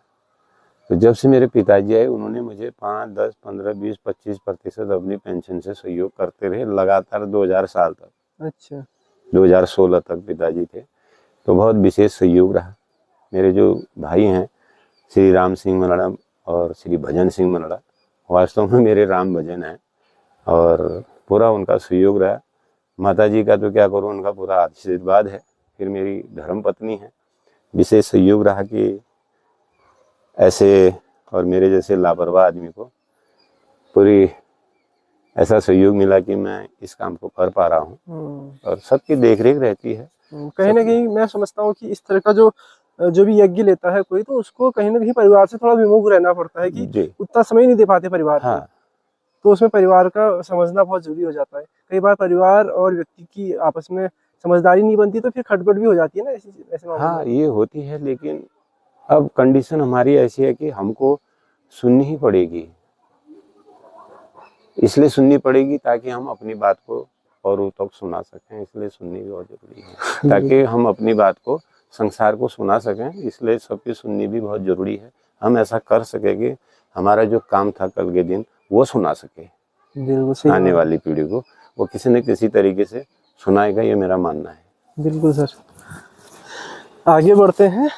और ये तेज पत्ता है, तो हम तेज पत्ते की फसल भी कर सकते हैं आराम से अपने क्षेत्र में, और बहुत बड़ा विकल्प है। पत्ते कई लोग कर रहे हैं आज, जो उन्होंने हजारों पौधे अपने अपने क्षेत्रों में तेज पत्ते का पाल रहे हैं। आने वाले 10 साल में ऐसे किसान हैं जो टर्कों के हिसाब से पत्ता देंगे, और कुंटलों के हिसाब से इसकी मार्केट में अपनी छाल भी लाएंगे। तो सर, जो उत्तराखंड में बंजर भूमि हो रही है ना, लगातार कृषि योग्य भूमि जो है बंजर होती जा रही है, और जिसके पीछे पशु तो एक कारण है ही। क्या लगता है आपको, लोगों में भी थोड़ा दिलचस्पी कम हुई है, रुचि कम हुई है कृषि के प्रति? आपने हमारे बगीचे में गहराई से देखेंगे तो 200 प्रजातियों से ज्यादा है। हाँ। यहाँ भी बंदर आते हैं, सब कुछ आते हैं। हमने करीब 14 वन सबके सहयोग से बनाए। अच्छा। वनों का नाम शांति वन, शहीद शांति वन, श्री गोलू वन, नंदा स्मृति वाटिका, श्री गंगनाथ वन। देवी देवताओं के नाम से भी रखे, क्योंकि लोग कैसे इसमें धार्मिक जिसकी आस्था से उसे बनाए। कोटगाड़ी के नाम से, माँ भगवती के नाम से वन बनाए। तो ये जो जंगल है किस क्षेत्र में आपने तैयार किया है? ये हमारा जो नंदा स्मृति वाटिका है, ये मेला डुंगरी गरुड़ डंगोली। आप कभी कोट भ्रामरी मंदिर जाएंगे, उससे 1.5 किलोमीटर आगे, तो वहाँ के जो वन पंचायत के सरपंच हैं राणा जी, और पूरा फॉरेस्ट डिपार्टमेंट, अयारतोली और मेला डुंगरी के ग्रामीण, उनका विशेष सहयोग रहा। तो वह क्षेत्र करीब 10 हेक्टेयर का है, तो अभी करीब 15,000 पौधे उसमें हैं। साल में 1-2 बार हम भी जाते हैं वहाँ देखने, और जहाँ पर कोई पौधा सूख जाता है या खाली जगह मिलती है उसकी भरपाई करते हैं। NSS के कैंप लग रहे हैं, अजीम प्रेम जी फाउंडेशन वहाँ जा रहा है, तो उसकी बहुत अच्छी देख रेख बढ़ रही है। उस क्षेत्र को भी इसलिए चयन किया गया था 2011-12 में, नंदा राजजात चली थी, राजजात कैंसिल हुई, तो हमने अपना वनीकरण का काम वहाँ पर करा, सबका सहयोग चल रहा। दूसरा, आप मंडल सेरा के मरड़ा खोला में जाएंगे, करीब 30 हेक्टेयर क्षेत्र में, जिसकी हमने 1984 से शुरुआत की थी, उसका जो अगल बगल का वाटर लेवल है आप ये देख रहे हैं। ये जो वाटर लेवल आप देख रहे हैं, इसका जांच करने, इसको देखने के लिए 2011 में प्रमुख वन संरक्षक भी यहाँ पहुँचे थे, कई साइंटिस्ट पहुँचे, और ज्योग्राफी वालों ने इसका मैप भी, इसका डायरेक्शन तैयार किया था। और आज ये भीषण गर्मियों में भी मतलब यहाँ की हमारी पेयजल के साथ साथ सिंचाई की व्यवस्था में भी दुरुस्त है। आपने देखा इस वाली रौली में 25 पाइप लोगों ने घर घर लगा रखे हैं। तो इसके ऊपर से करीब 25,000 से ज़्यादा छोटी खंतियाँ और 125 बड़े खाल फॉरेस्ट्री के माध्यम से NSS, NCC, स्काउट सभी ग्रामीणों के सहयोग से, अपने सहयोग से तैयार किए गए। बाद में हमने अनुभव किया कि पूरा क्षेत्र भूस्खलन और स्लाइड वाला भी है, इसलिए खंतियाँ और खाल खोदने बंद कर दिए। प्राकृतिक रूप से जो जैव विविधता बढ़ी, पूरे क्षेत्र को 15 किलोमीटर एरिया को माँ कोटगाड़ी भगवती को समर्पित कर रखा है। अब उस क्षेत्र में लोगों को बिल्कुल मनाही है कि वो सावधानी से अपना चारा पत्ती इस प्रकार के काट के लाएं, लॉपिंग करके लाएं, सावधानी से बकरियां चराएं, लेकिन आग या पूर्ण रूप से किसी पेड़ को नहीं काटेंगे। तो इस प्रकार से हम वन बना रहे हैं। तो उसमें हमारे यहाँ मेहल और घिंगारू जहाँ भी है, तो हमारे हर वन में करीब 10, 20, 50, 100 मेहलों में नाशपाती लग रहे हैं। तो अब उन वनों में नाशपाती भी लग रही हैं, और फॉरेस्ट भी अपने सहयोग कर रहा है कि जगह जगह अपने माल्यों के माध्यम से वनों में सीधा ही नाशपातियों में मेहल नाशपाती ही चढ़ाई जा रही है। मेरा मानना है, हम जितने हाइब्रिड के अखरोट, नाशपाती या पुलम, सेव की कटिंग यहाँ पर लगवा रहे हैं, उसमें बहुत अधिक हमें रासायनिक खादों का उपयोग करना पड़ता है, बहुत ज़्यादा देखरेख करनी पड़ती है। अभी नर्सरी में देख लेना, जो मैंने महल में कटिंग चढ़ा रखी है, उसमें क्या होगा, हमें प्राकृतिक रूप से जो हमारी जैव विविधता वन पंचायतों में, रोखोड़ों में, खेत खलिहानों में और वन विभाग में या खाली बंजर भूमि में महल है और घिंगारू है, अगर साल में 10% भी उसमें नए पौधे कटिंग करके हम चढ़ाते रहें, वो पौधा मूल पौधा माना गया, किसी भी प्रकार की आपको स्प्रे नहीं करनी पड़ेगी। अब आप कहेंगे कि पूरा गांव क्लस्टर के हिसाब से उसकी तुड़ाई कर सकता है, वन विभाग भी अपने क्षेत्र का रेंट ले सकता है। अगर 10-20% भी जंगली पशुओं पक्षियों ने नुकसान करा, आप 30% तो तोड़ के बेच सकते हैं, 50% हो गया आपका। 50% सेव नाशपाती जंगलों में या गाड़ गिजर में वैसे गिरा। अब उसका सदुपयोग क्या होगा? हमारी सरकार का, हमारी जो विभाग है उनका कॉन्डक्ट, जहाँ बर्फ बियर बनती है, जहाँ वाइन बन रही है, जहाँ शराब बन रही है, उनसे ठेका करेगी। वो लोग आसानी से हमको घर में आके ड्रम दे जाएंगे। हमारे गांव वाले जितना 50% सड़ा गला नाशपाती सेव है उसको ड्रम में भरेगा, 90 दिन में लहन तैयार हो जाता है, कंपनी चेक भेजेगी और आपका लहन मिलेगा। 1% का भी बर्बाद नहीं है। हम ऐसे वनों को रोजगार पूर्वक बनाने की चेष्टा रखते हैं। अगर तो इसमें इस और जो गवर्नमेंट है, चाहे वो किसी भी की रही हो, वो ध्यान देती है या फिर ये खाली आपकी ही सोच तक सीमित रहता है? अब मैं तो वन विभाग के साथ भी जाता हूँ, वन निगम के साथ भी जा रहा हूँ, है ना, और वन पंचायत के साथ भी जा रहा हूँ, NSS के साथ भी जा रहा हूँ, और स्काउट के साथ भी जा रहा हूँ, और NCC के साथ भी जा रहा हूँ, और पर्यावरण प्रेमी जितने बने उनके साथ भी जा रहा हूँ। सबका अनुसरण कर रहा हूँ, और ताकि कोई इसको बढ़ाए। अभी आप जैतोली में हमने 2011, 12, 13, 14 लगातार 2,500 बड़ा वाला नींबू लगाया। कपकोट ब्लॉक में जैतोली और खलजूनी, झूनी 3 गांव में 511 अखरोट के पौधे लगाए काश्मीरी, और 1000 पौधे संयुक्त 65 प्रजाति के एक कोटगाड़ी को वन भी झूनी में बनाया, क्योंकि वहाँ पर आपदा इतनी आगे थी, पलायन हो रहा था। तत्कालीन जिलाधिकारी कैप्टन BS मनराल साहब के सहयोग से, उनके साथ मिलकर हमने अपनी बाड़ी का इतना सहयोग करा, तो आज वहाँ अखरोट भी लग रहे हैं, नींबू भी लग रहे हैं, और सरकार ने भी वहाँ पर संतरा, उद्यान विभाग दे रहा, नींबू दे रहा। तो इतना एक व्यवसाय के रूप में उसको अपना रहे हैं, और उसमें बंदरों का और लंगूरों का खतरा भी 1-2-3% नींबू प्रजाति में, सीड्स प्रजाति में, ज़्यादा उसका कोई ऐसा खतरा नहीं है। अच्छा जी, ये तिमूरा आप देख रहे हैं। अगर हम अपने बंजर जगह पर, रोखड़ में जहाँ कुछ नहीं हो सकता है, निरस स्थानों में तिमूर डालते हैं तो बहुत अच्छी इसकी सीड ग्रो होगी। हज़ारों रुपये किलो इसकी सीड है, इसकी दातुन बिक जाती है, पत्ते बिक जाते हैं, और बहुत ही कारगर है। और आप इसके डंडे ही बेचेंगे तो एक्यूपंक्चरिंग के लिए जो संत महंत पहनते हैं या हाथ में एक्यूपंक्चरिंग का काम, आज तो वह नई पीढ़ी के लिए बहुत जरूरी है, मानसिक शांति का बहुत बड़ा। और ये तेज बल हम इसको हिंदी में कहते हैं, इसलिए हर क्षेत्र में हमारे उत्तराखंड में हो जाता है, लेकिन हम इसको बहुत कम बढ़ावा दे रहे हैं और इसका व्यापार नेपाल से कर रहे हैं। ये बड़ा शोचनीय है, जबकि हमारे उत्तराखंड में ये बहुत इसका सुंदर व्यापार नेपाल से होता है? नेपाल से कर रहे हैं। तो हमें इसकी खेती कर लें तो ये वैसे काफी काम हो महंगा सकता इसका है। दाना बिकता है? दाना भी बिकते हैं और इसकी टहनियाँ बिकती हैं, लट सभी चीज बिक जाता है। ठीक ठीक ठीक। अब हमने अखरोट ज्यादा नहीं, अभी ज्यादा नहीं कर पाए, फिर भी हमारे पास कई जोड़ा अखरोट बचा है। ये अभी कोई सही जगह हमें मिले नहीं, या कोई ऐसा किसान नहीं मिला जो इनको उखाड़ के ले जाए।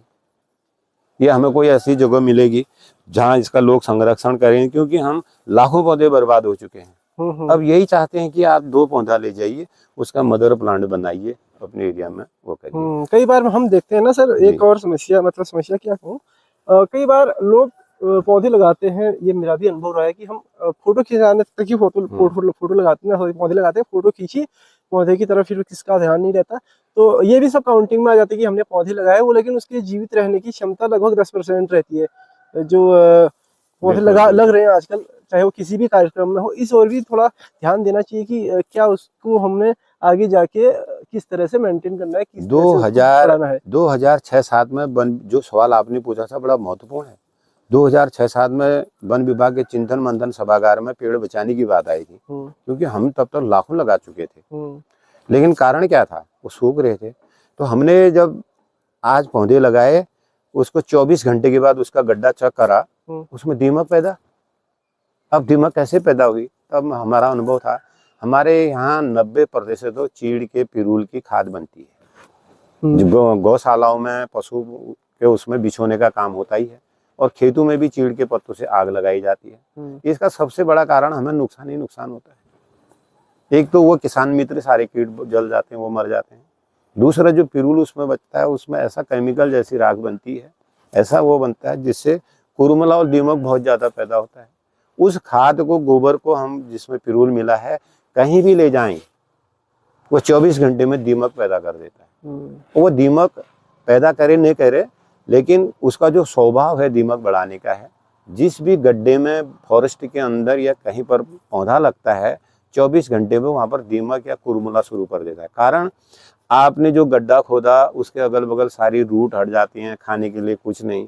आपने जो नया पौधा लगाया उसको ढंग से दबाया नहीं, उसमें पेट भर के पानी नहीं दिया कंटिन्यू, तो वो जो अगल बगल का कुरुमुला दीपक है उसे खा लेंगे। तो हमने 2006-07 से अपना सिस्टम बदला। फ्लोरिड एक दीमक कुरुमुला नाशक एक दवा है, न चाहते हुए भी उसको डालना पड़ा।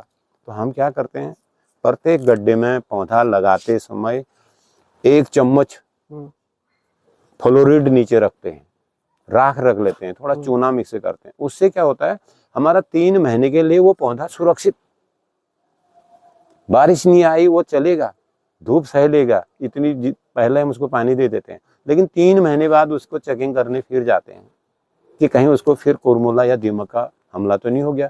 75% पौधे तो ऐसे मर जाते हैं और बचाव नहीं होने के कारण। फिर दोबारा हम जाते ही नहीं है देखने। जो फोटो सेशन या यूट्यूब या ये करने की बातें हैं, इससे हमें क्या फायदा है, हम आखिर कर क्या रहे हैं। हम उस पौधे को तो बचाएं जिसको लगा रखे, तो हत्या नहीं करनी चाहिए।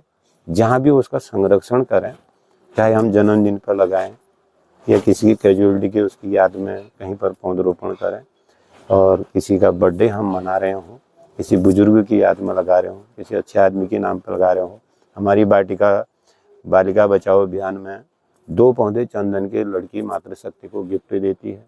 जो पौधे आप देख रहे हैं, कई मातृशक्ति ने 2-2, 1-1 पौधे ऐसे बचा रखे हैं। हमने उनको समझाया कि आप 2 पौधा चूरा पालिए, ये आपको इतना गाय भी पालेगा, मधुमक्खी भी पालेगा, आपको इतने रोजगार देगा। अगर अच्छी और जगह है तो चंदन आप लगाए। तो जिससे जो डिमांड लगी हमने उस हिसाब से लगाया। जामुन के पौधे थे तो आज लोग जामुन बेचने की तैयारी में हैं। तो रोजगार पूर्वक पौधे, उससे क्या है, बालिकाओं के प्रति भी लोगों का एक वो गया कि हाँ भाई फलाना आदमी लड़कियों के नाम से हमें 2 चंदन के पौधे भेंट कर गया। हम कब तक हम जीवित रहेंगे, लेकिन उनको याद है, वो बात बढ़ती जा रही है। इसमें हमारी जितने आंगनबाड़ी के कार्यकर्ता टोटल हमारे क्षेत्र के हैं, और ये ANM बहनें हैं, और उनसे हम पता करते रहते हैं। उनके अफसरों के बाद में उनके DPO जितने भी अधिकारी हैं, उनके माध्यम से इसको इम्प्लीमेंट कर रहे हैं कि आगे से आगे इसको बढ़ाया जाए। यहाँ तक कि जो फॉरेनर हमारे बीच में शोधार्थी आते हैं, भले उनके देश में बेटी पढ़ाओ बेटी बचाओ का तो ऐसा कोई हुआ नहीं, ऑलरेडी बहुत आगे होते हैं, लेकिन फिर भी हमारा ये कॉन्सेप्ट उनको बहुत अच्छा लगा, ये मेरा तो सर शोधार्थी वाली बात आ गई, कितने रिसर्चर स्टूडेंट अभी तक यहाँ पे आपके पास आ चुके होंगे और कितने देशों से आ चुके हैं? हाँ, तो बहुत धन्यवाद आपने, क्योंकि हमारा जो लोकल के बच्चे आते हैं और स्थानीय हमारे उच्च शिक्षण संस्थानों के भारत के कई ऐसे पंतनगर से लेकर और मद्रास आईटी और खड़गवासला और चेन्नई से तो यहाँ पहुँचे ही, और जयपुर से भी आईटी से यहाँ पर पहुँचे हैं। उसके साथ साथ 12 अन्य राष्ट्रों के शोधार्थी यहाँ पर पहुँचे, जिसमें प्रमुखतः 2012-13-14 की आपदा पे जापानी शोधार्थी जेंटो निकोनो यहाँ पर कोइटो यूनिवर्सिटी के पहुँचे थे। उन्हें तो हमारा जो शहीद शांतिवन मलाड़ाधार मंडलसेरा में है, उसकी बांस रिंगाल और उसकी फिनिशिंग देख के कहने लगे कि जस्ट लाइक जापान। अच्छा। हम जापान में इसी प्रकार की तैयारी करते हैं, पल पल में भूकंप आता है, लेकिन हमारी जो तैयारी है इसलिए हमें भयभीत रहने की आवश्यकता नहीं पड़ती, उनका ये कहना था। और उसके बाद रशिया के यहाँ पर शोधार्थी आए, तो उन शोधार्थियों से हमें ये ज्ञात हुआ कि हम इतनी भारी भरकम डिग्रियां अपने हिंदुस्तान में लेते हैं, उसके बाद नौकरी ढूंढते हैं, लेकिन वहाँ पढ़ाई के साथ साथ जो आपको वजीफ़ा मिलता है और बेरोजगारी भत्ता मिलता है, उस भत्ते के आधार पर वहाँ से एक नया जोड़ा शोधार्थी यहाँ पर आया था, उन्होंने आपस में शादी भी कर रखी थी। तब हमें पता चला कि उन्हें सरकार भ्रमण की भी अनुमति देती है और पूरा टीएडीए देती है, लास्ट में उनसे काम भी लेती है। अच्छा। तो वो जैसे आप यूट्यूबर हैं, चैनल वाले हैं, तो उसमें से लड़का चैनल वाला था, लड़की पर्यावरण पर डिप्लोमा वाली थी। तो अमेरिका से जब यहाँ वो पहुँचे, न रशिया से जब वो यहाँ पहुँचे, तब हमें तीसरे दिन पता चला कि वहाँ की सरकार ने इनको होमवर्क दे रखा है। अच्छा। चाहे आप घूमने कहीं जाओ, लेकिन वहाँ की पूरी डिटेल आप लाएंगे। यूट्यूबर हैं तो अपने यूट्यूबर में ऐसी चीज़ लाएंगे जिससे वहाँ के लोगों को कुछ सीखने को मिले और इसके फायदे क्या होंगे। और वो पर्यावरण पर थी, तो वो ऐसी चीज़ पर्यावरण की यहाँ से नोट करके लाने का उनका होमवर्क था कि वो क्या करेंगे। कुल मिला के जो लिथुआनिया के भी यहाँ पर शोधार्थी पहुँचे हैं और यूक्रेन के शोधार्थी यहाँ पर पहुँचे, जर्मनी के शोधार्थी यहाँ पर पहुँचे। तो मैंने यहाँ से रशिया में हमने शिलंग के पौधे भिजवाए, तो उनसे भी यही कहा कि आप जल स्रोत के आसपास इस शिलंग के पौधे को लगाएं, तो बहुत अच्छा उनके क्षेत्र में शिलिंग हो रहा है। वहाँ बहुत ठंड है तो रुद्राक्ष नहीं ग्रो कर पाए, सब गल गया। तो उसके बाद हमने राय दी कि गमले में, तो उन्होंने यहाँ से ले जाके 2 पौधे रुद्राक्ष भी अपने क्षेत्र में पाल रखे हैं। वियतनाम से एक दल यहाँ पर आया था, उन्हें हमने तुलसी के बारे में समझाया, क्योंकि हम तुलसी की पूजा करते हैं, उसको बिल्कुल भगवान का रूप है और तुलसी वास्तव में भी बहुपयोगी और औषधि जीवनदायिनी है। तो उन्होंने अपने क्षेत्र में आज जो यहाँ से जाके उनकी पढ़ाई पूरी होगी, उन्होंने हर्बल टी के नाम से, तुलसी चाय के नाम से अपना बिजनेस वहाँ पर चला रखा है। और रुद्राक्ष के बारे में शोधार्थियों ने पूछा कि हम इसका क्या क्या और उपयोग कर सकते थे। हमने तो हाथ में एक्यूपेंचरिंग और माला पहनने तक बात की, लेकिन उसके बाद ज़्यादा कुरिनल के हमने कहा कभी कभी हम इसका सूप पी लेते हैं। अच्छा। बॉईल करके, उबाल करके, जैसे हम चाय पीते हैं। तो आज उनके लिए प्रत्येक वर्ष हमें यहाँ से रुद्राक्ष बेचने पड़ रहे हैं। तो उनका मानना है कि हम इसको आदमी को पिला रहे हैं तो हमें शंकर जी की कृपा हो रही है। अच्छा। और बहुत दिमाग में बड़ी अच्छी शिथिलता और शांति प्राप्त हो रही है। तो एक तो उनका सोचना, फिर उसमें वास्तव में कुछ ना कुछ तो रुद्राक्ष में है ही। तो ये चीज़ें हैं। तो हर क्षेत्र से जो शोधार्थी आते हैं, उससे हमारे स्थानीय छात्र छात्राओं पर, शोधार्थियों में भी फर्क पड़ता है कि फॉरेन से लोग आ रहे हैं, तो बहुत अच्छी जागरूकता बढ़ रही है, मेरा मानना है। बहुत बहुत बढ़िया बात आपने कही, लेकिन सबसे बड़ी बात ये कही आपने कि वहाँ के जो शोधार्थी हैं वो जो भी यहाँ से शोध करके ले जाते हैं उसे बहुत गंभीरता से लिया जाता है। जबकि कई बार हम सुनने में आता है कि जो हमारे शोधार्थी होते हैं, जो उनकी रिसर्च पेपर होते हैं, वो कहीं ना कहीं उतने वैल्यू, उसकी गवर्नमेंट इतनी वैल्यू नहीं करती। हमें अपने शोध के बारे में इतनी जानकारी या इतनी जागरूकता और फैलाने की आवश्यकता है, और जो शोध कर रहे हैं उनको बहुत सहयोग करने की आवश्यकता है, ताकि उनका मनोबल बढ़े, वो अपने काम को आसानी से और लगन और आत्मविश्वास के साथ कर सकें। आपने शिलिंग के बारे में पूछा था, ये शिलिंग के पौधा है। शिलिंग ऐसा पौधा है बिल्कुल सदाबहार, इसमें पतझड़ का कोई पता ही नहीं चलता। पतझड़ तो होता होगा, और सबसे ज़्यादा इसमें हरियाली है और हमेशा ये शुद्ध ऑक्सीजन हमें प्राणवायु दे रहा है। छोटे छोटे पक्षियों के रहने भी इसमें होता है। इसमें नवंबर दिसंबर में जब फ्लावरिंग होती है, वो फूल की महक आपको 3.25 किलोमीटर लगभग 3 माइल तक महसूस होती है। उतने क्षेत्र का आपका सर्दी जुकाम फीवर कई चीज़ें दुरुस्त हो जाती हैं। और इसका फूल संसार का सबसे महंगा फूल है। बीच में हमने डीएसपी परिसर डॉक्टर नवीन चंद पांडे जी शोध कर रहे हैं, उन्हें 2 किलो फूल भिजवाए, उनमें 2 ग्राम एसेंसी निकाली। उसमें सहयोगी डॉक्टर BS कालाकोटी जी, जो उन्होंने इसमें शोध करवाया, एसेंसी निकाली 2 ग्राम अर्क, तो वो 80,000 रुपये लीटर तय हुआ। यानी इसका फूल 80,000 रुपये किलो, 1 लाख रुपये किलो में भी प्राप्ति नहीं है। हम इसके बन बना रहे हैं। और सीलिंग चंद्राणी एक शब्द है। चंद्राणी मीन से प्यूरिफायर करना, किसी को शुद्धिकरण करना। तो जल स्रोतों के आसपास जहाँ ये होते थे, हमारे लोग भागीरथी का जो मूल है वहाँ पर सीलिंग का ही पौधा है। तो लोग वहाँ जाते हैं, पानी लाते हैं बोतल में, बाल्टी में, अपने घर ले जाते हैं, नहाते हैं, एलर्जी दूर हो जाती है, मानसिक शांति हो जाती है, फोड़े फुंसी साफ हो जाते हैं। ये इसके पानी का साफ करने का गुण है। तो हमने भी करीब 250 नौलों धारों के आसपास रौलियों में लोगों के सहयोग से, खुद के सहयोग से इसको लगा रहे हैं।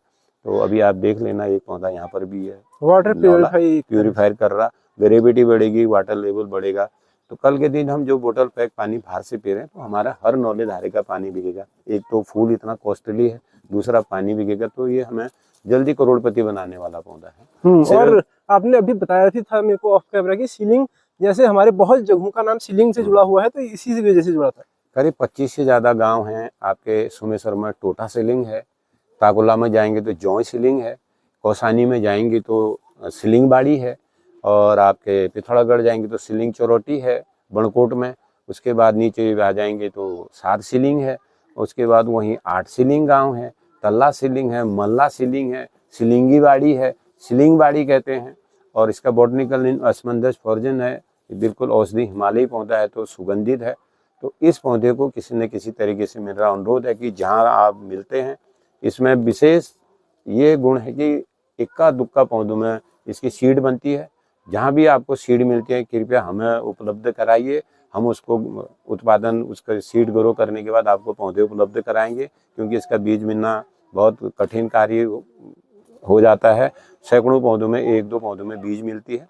फिर उसके समय पर तोड़ाई उड़ाई, तो आपके क्षेत्र में है तो इसको जरूर पालिए, और ये भविष्य में हमें बहुत अच्छा रोजगार प्रदान करेगा। तो सर, जितने भी हमारे आपने नाम गिनाए, सीलिंग जो भी आपने नाम गिनाए, क्या वहाँ पे अभी ये पौधा है, या फिर वहाँ के लोग जानते भी नहीं है इसके बारे में? नहीं, टोटा सीलिंग भी हमने आपके क्षेत्र के लोगों से सीलिंग भेजा है। और पूर्व पूज्य शोभन सिंह जीना जी के गांव में जौई सीलिंग, हर साल शोभन सिंह जीना जयंती मनाई जाती है। करीब 1 दर्जन पौधे वहाँ लग चुके हैं। और पिथौरागढ़ में जो 7 सीलिंग क्षेत्र है, वहाँ पौधे तो प्राकृतिक रूप से हैं, सीड भी हम वहाँ से जाते हैं। हम वहाँ के जिलाधिकारी और पूर्व ADM महोदय से भी मिले कि आप इनका संरक्षण अपने क्षेत्र में कराएं। तो इस बार भी हम वहाँ जाएंगे, ताकि और लोगों को जागरूक कर सकें। नौले धारों के आसपास इसको लगाने का एक प्रयास पूरा रहेगा, ताकि आने वाले समय में हमें ये सैकड़ों वर्ष तक रोजगार देगा। नेचर में सबसे दीर्घकालिक पौधा है, क्योंकि जहाँ भी हमने देखे सैकड़ों वर्ष पुराने इसके पौधे हैं, और उसके नीचे दूसरा पौधा मिलना बड़ा दुर्लभ हो जाता है। ये इसकी बड़ी खासियत है। तो मेरा CMAP सेंटर वन विभाग से, और जो पर्यावरण पर काम कर रहे हैं, जो थोड़ा बहुत भी इसके बारे में जानते हैं, तो इसका संरक्षण करें, इसके बगीचे बनाएं, सरकार उन्हें मदद करे। क्योंकि इसका फूल 80,000 माने, मैं आपको 1 लाख देता हूँ, लाइए। आपके पास है ही नहीं, तो किससे न रह जाएं। इसलिए इसका सदुपयोग होना बहुत जरूरी है। आने वाले समय में ये उत्तराखंड को बहुत अच्छी, मतलब एक नया नाम दे सकता है। बिल्कुल सर। नंबर 1 क्वालिटी की परफ्यूम, नंबर 1 क्वालिटी की वाइन बनती है इसकी। और उसके बाद मिठाइयों में उसमें ये चले जाता है। इसकी स्किन गाउट के उसमें सबसे ज़्यादा लाभकारी है। ये इसका गुण है। इसको हमारे लोकल में कौल, और कहीं कौ, आपके पिथौरागढ़ क्षेत्र में सुन कौ, 3 नामों से जाना जाता है। ये बेदू कहीं नाम से जाना जाता है, बेदू, और इसका हिंदी में नाम है कटमरा। दोनों पौधों को मूंगा रेशम का नाम दिया गया है। इसमें मूंगा रेशम की बर्मी पलती है, मूंगा रेशम, जो सिल्क कपड़ा बनता है। और ये संसार का सबसे महंगा रेशम है। इसमें जो बर्मी डाली जाती है मूंगा रेशम का कीट, वो अभी आसाम से आ रहा है, और जल्द ही रुद्रपुर में उसका कोल्ड स्टोर बनने वाला है। तो फिर लगभग किसानों को यहीं से मिलेगा। 2012 से हमने यहाँ पौधे लगाने, इसकी फसल उत्पादन का काम शुरू करा। इसको मुगा रेशम की खेती कहते हैं। 2021 से फसल ली जा रही है, तो एक साल में हम 2023 से लगातार 3 फसल ले रहे हैं। अच्छा, एक पेड़ 3 फसल 4 फसल साल में देने को पूरी क्षमता रखता है। तो इसके पत्ते बर्मी खाती है, यही उसका भोजन है। अच्छा, जो कीड़ा होता है रेशम का, वो खाता है इसको। इसको मुगा रेशम का फूड प्लांट कहते हैं। तो आप भी अपने क्षेत्र में इसको लगाइए। ये दोनों पौधे पूरे उत्तराखंड में कहीं पर भी प्राकृतिक रूप से भी हैं, और इसको विभाग भी बढ़ा रहा है, हम भी बढ़ा रहे हैं, और किसान भी इसमें लग रहे हैं। अगर आप 35 से 45 दिन में एक फसल हो जाती है, नहीं तो 45 दिन में तो हर धनिया होता है, 65 दिन में होता है उगल। और पिछले बार में हमने 3 फसल ली, तो हमारी जो मई वाली फसल थी 35 से 45 दिन में पूरी हो गई थी। जो हमने अगस्त में ली 26 दिन से राउंड कोकून बनना तैयार हो गया था, तो 40 दिन में पूरी फसल तैयार हो गई थी। फिर हमने सितंबर में जो फसल ली इसी बगीचे में, वो 35 से 50 दिन में पूरी हुई थी। फिर चौथी फसल नहीं ले पाए क्योंकि विभाग उस समय तैयार नहीं था। तो इस बार हमने पूरी तैयारी करेगी, हम पूरी 4 फसल लेंगे। तो मेरा दावा है कि अगर हम साल में जिस हिसाब से हमने इसको पालना शुरू कर रखा है, क्योंकि ये आसाम जोरहट से शुरू हुई थी, उसके बाद उत्तराखंड का ये जनपद बागेश्वर देव की लघु वाटिका से शुरू हो रहा है।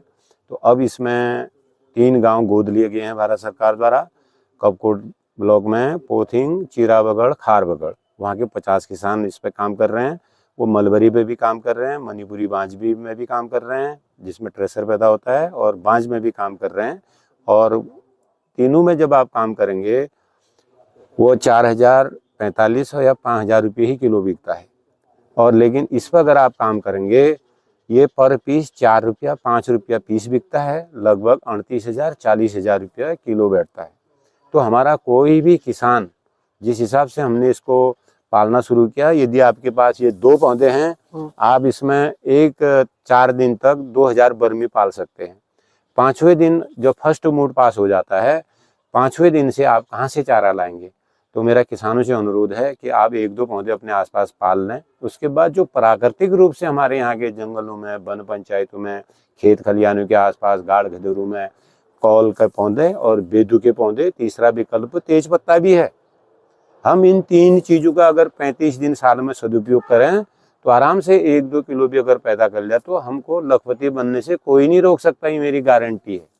तो 1-2 किलो रेशम पैदा कर लिया बस। तो सर ये बताइए, ये पौधा जो पेड़ है कितने साल का होगा? ये तो अभी 5-10 ही साल के हैं। वैसे 5-10 साल क्योंकि हर बार इनकी लॉपिंग हम कर रहे हैं ताकि एकदम वन हो जाए, और जितना गोल या पौधा बनेगा या जिसमें आप आसानी से उत्पादन नेट लगा के ले सकते हैं। छोटा पौधा रहेगा, झपझप रहेगा, झपझप रहेगा, जितना गोल बना लें वो प्रयास हमारा इसमें रह रहा है, जगह की स्थिति को देख के। अच्छा, ठीक है। तो इसमें मुगा रेशम बहुत बढ़िया से जी, आप मई में जून में फिर आइए ताकि इसको प्रैक्टिकली देख लें और आप भी इसको अपना लें। पूरा सहयोग इसमें डिपार्टमेंट भी कर रहा है। अच्छा। भारत सरकार की स्कीम है, क्योंकि यहाँ तो 5 राज्यों के साइंटिस्ट स्वयं जोरहट जहाँ से शुरू हुए थे वो लोग, वहाँ के वैज्ञानिक और सिल्क बोर्ड के सदस्य सचिव भारत सरकार भी यहाँ आ चुके हैं, और उन्हें भी बहुत अच्छा लगा। और सिर्फ आवश्यकता है जो हम आज बेरोजगारी की बात कर रहे हैं और जंगली पशु की बात कर रहे हैं, तो थोड़ा बहुत परिवर्तन हम करें। मेरा इतना ही कहना है कि कोई एकदम इसकी शुरुआत कैसे कर लेगा इतने पौधे लगा के, लेकिन जो यहाँ के जो प्राकृतिक रूप से उपलब्ध है उसी का अगर हम सदुपयोग करें तो करोड़ों का मुनाफा है। जितने बेरोजगार युवा हैं वो वर्ल्ड से वो करें, और जो प्राकृतिक रूप से संसाधन है 1-2 पेड़ों में जाली डाल लें, बाकी फर्स्ट मूड पास होने के बाद दिन में 2 बार उनको चारा देते रहें। वैसे भी हमने इसकी खेती शुरू करी तो वो पूर्ण तरह से सक्सेस है। उसी को देखने के लिए अन्य लोग भी, अन्य साइंटिस्ट यहाँ पर पहुंचे। लेकिन जो ये टेक्निकल काम होते हैं जैसे रेशम का कीड़ा, वो मतलब रेशम जो बनाता है उसको पालना, ये सब चीजें, इससे हमारे युवा तो बहुत ही दूर है। इवन किसी को पता भी नहीं होता कि ये सब चीजें काम कैसे करती हैं। बिल्कुल, ये बहुत दूर हैं, लेकिन अगर कोई 10% किसान भी अगर इस ओर जुड़ जाए तो ये तो साल भर का रोजगार है। हम 1-2 महीना मलबरी शहतूत से कर सकते हैं। हमारे वहाँ इतनी बांझ पड़े हैं, 1-2 फसल हम बांझ से ले सकते हैं। मणिपुरी बांझ के यहाँ हजारों पौधे हमने लगा दिए। वो जो सामने नीलेश्वर में आपको जो लाल पौधे दिख रहे हैं सारा मणिपुरी बांझ है, और नीचे फैल रहा है और इसका बीज जमाव भी है, पतझड़ वाला भी है। इसमें भी 1 महीना हम 2 फसल इसमें ले सकते हैं और साल में 3-4 फसल इसमें ले सकते हैं। बेरोजगार कहाँ रहा, लाखपति तो बन ही जाओगे ना आप। इसको मैं इसलिए बढ़ावा देने की बात कर रहा हूँ क्योंकि ये 40,000 रुपये किलो लगभग बिक रहा है और इतनी डिमांड है कि हम पूरा नहीं कर पाते हैं। अच्छा, तो अपार संभावना हमारे उत्तराखंड के पूरे क्षेत्र में है। ये देहरादून में ये वाला पौधा है और ये वहाँ पर नहीं था, लेकिन हमने 250 पौधे देहरादून में भी विभिन्न स्थानों पे ये लगा रखे हैं। अकेले तपोवन में 100-125 पौधे इसके हैं। बहुत अच्छी ग्रोथ वहाँ भी हो रही है। तो पिछली बार जब बोर्ड आया था हमने कहा कि देहरादून में आप उस स्थान पर जाके इस पर काम करें। सेरिकल्चर वाले जो मुगा सिल्क के बारे में देखने सुनने को देहरादून से भी बच्चे अन्य यूनिवर्सिटी से यहाँ आ रहे हैं, तो उन्हें हमने कहा कि जिसका नज़दीक देहरादून है तो वहीं के पेड़ों पे इसका ट्रायल दें। तो मदर प्लांट के हिसाब से भी हमने ये जगह जगह विद्यालयों में, वन पंचायत में लगा रखे हैं ताकि ये बना रहे। इसमें जो बीज आता है वो पक्षियों के लिए भी होता है और ताकि फैलता भी रहे, ये हमारे ख्याल। अब कोई खेत में ही अगर इस प्रकार से खेती करे, नहीं तो जिस हिसाब से मैंने आपको बताया कि आपके पास 2-3 पौधे हैं, बाकी चारा आप बाहर से भी ला सकते हैं। आपको खेत इतने बर्बाद करने की आवश्यकता नहीं। अगर आप खेती में ही इसको पूरा करना चाहते हैं तो मेरा एक सुझाव है, हमारे इसके नीचे 10 फसलें हैं। 10 फसलें हैं, क्या क्या हैं एक एक देख लेना। अभी इसके अंदर आइए मैं दिखाता हूँ क्या क्या है। शिवलिंगी इसके अंदर है, अभी वो ऑफ है तो अपने सीजन पे आ जाएगी। जितनी हमारी ये खाली जगह है इसमें सब हमारी हल्दी पड़ी हुई है। हल्दी इसमें वन हल्दी भी है और जिसे कपूर कचरी कहते हैं, अम्बा हल्दी भी जिसे कहते हैं। ये अभी तो ये पाले से हैं तो नीचे से वन हल्दी आएगी, है ना। और जो हमारे घर के खाने वाली हल्दी होती है वो भी हमने इसमें लगा रखी है। जो हमारे घर के खाने की हल्दी होती है वो भी जगह जगह खाली जगह ये हल्दी के पौधे हैं। ये है, ये हल्दी है सब। ये जड़ भी दिख रही है, हल्दी जड़ भी दिखेगी। ये सब हल्दी है। ये आप ये देख लीजिए। ये प्राकृतिक रूप से अब हम उतना नहीं करता है, लेकिन एक किसानों को, लोगों को जागरूक करने के लिए कि भाई आप ये भी काम कर सकते हैं। ये हमारी हल्दी है, ये देख लिया आपने। तो मतलब इसका मतलब है कि पेड़ ना, जमीन अभी बर्बाद नहीं होगी, बर्बाद नहीं जाएगी। ऊपर अगर पेड़ है तो नीचे और भी छोटे कुछ ना कुछ ले सकते हैं प्राकृतिक रूप से, या फिर इस तरह की चीजें ना। हाँ, बिल्कुल जैव विविधता बनी रहेगी। हमने जो सभी प्रकार की जो गडरी होती है, पिनालू होता है और आपका अरबी होती है प्लेन्स की, ये भी हमने गडरी भी इसमें लगा रखी है। अच्छा, ताकि कोई भी किसान इसके साथ अपने खेत का सदुपयोग कर सकता है। ये गडरी है, आप गडरी भी लगा सकते हैं। हमने इसमें तीनों एलोवेरा इसमें लगा रखी है, काली मूसली हमने लगा रखी है, सफेद मूसली इसमें लगा रखी है, लेमन ग्रास इसमें है और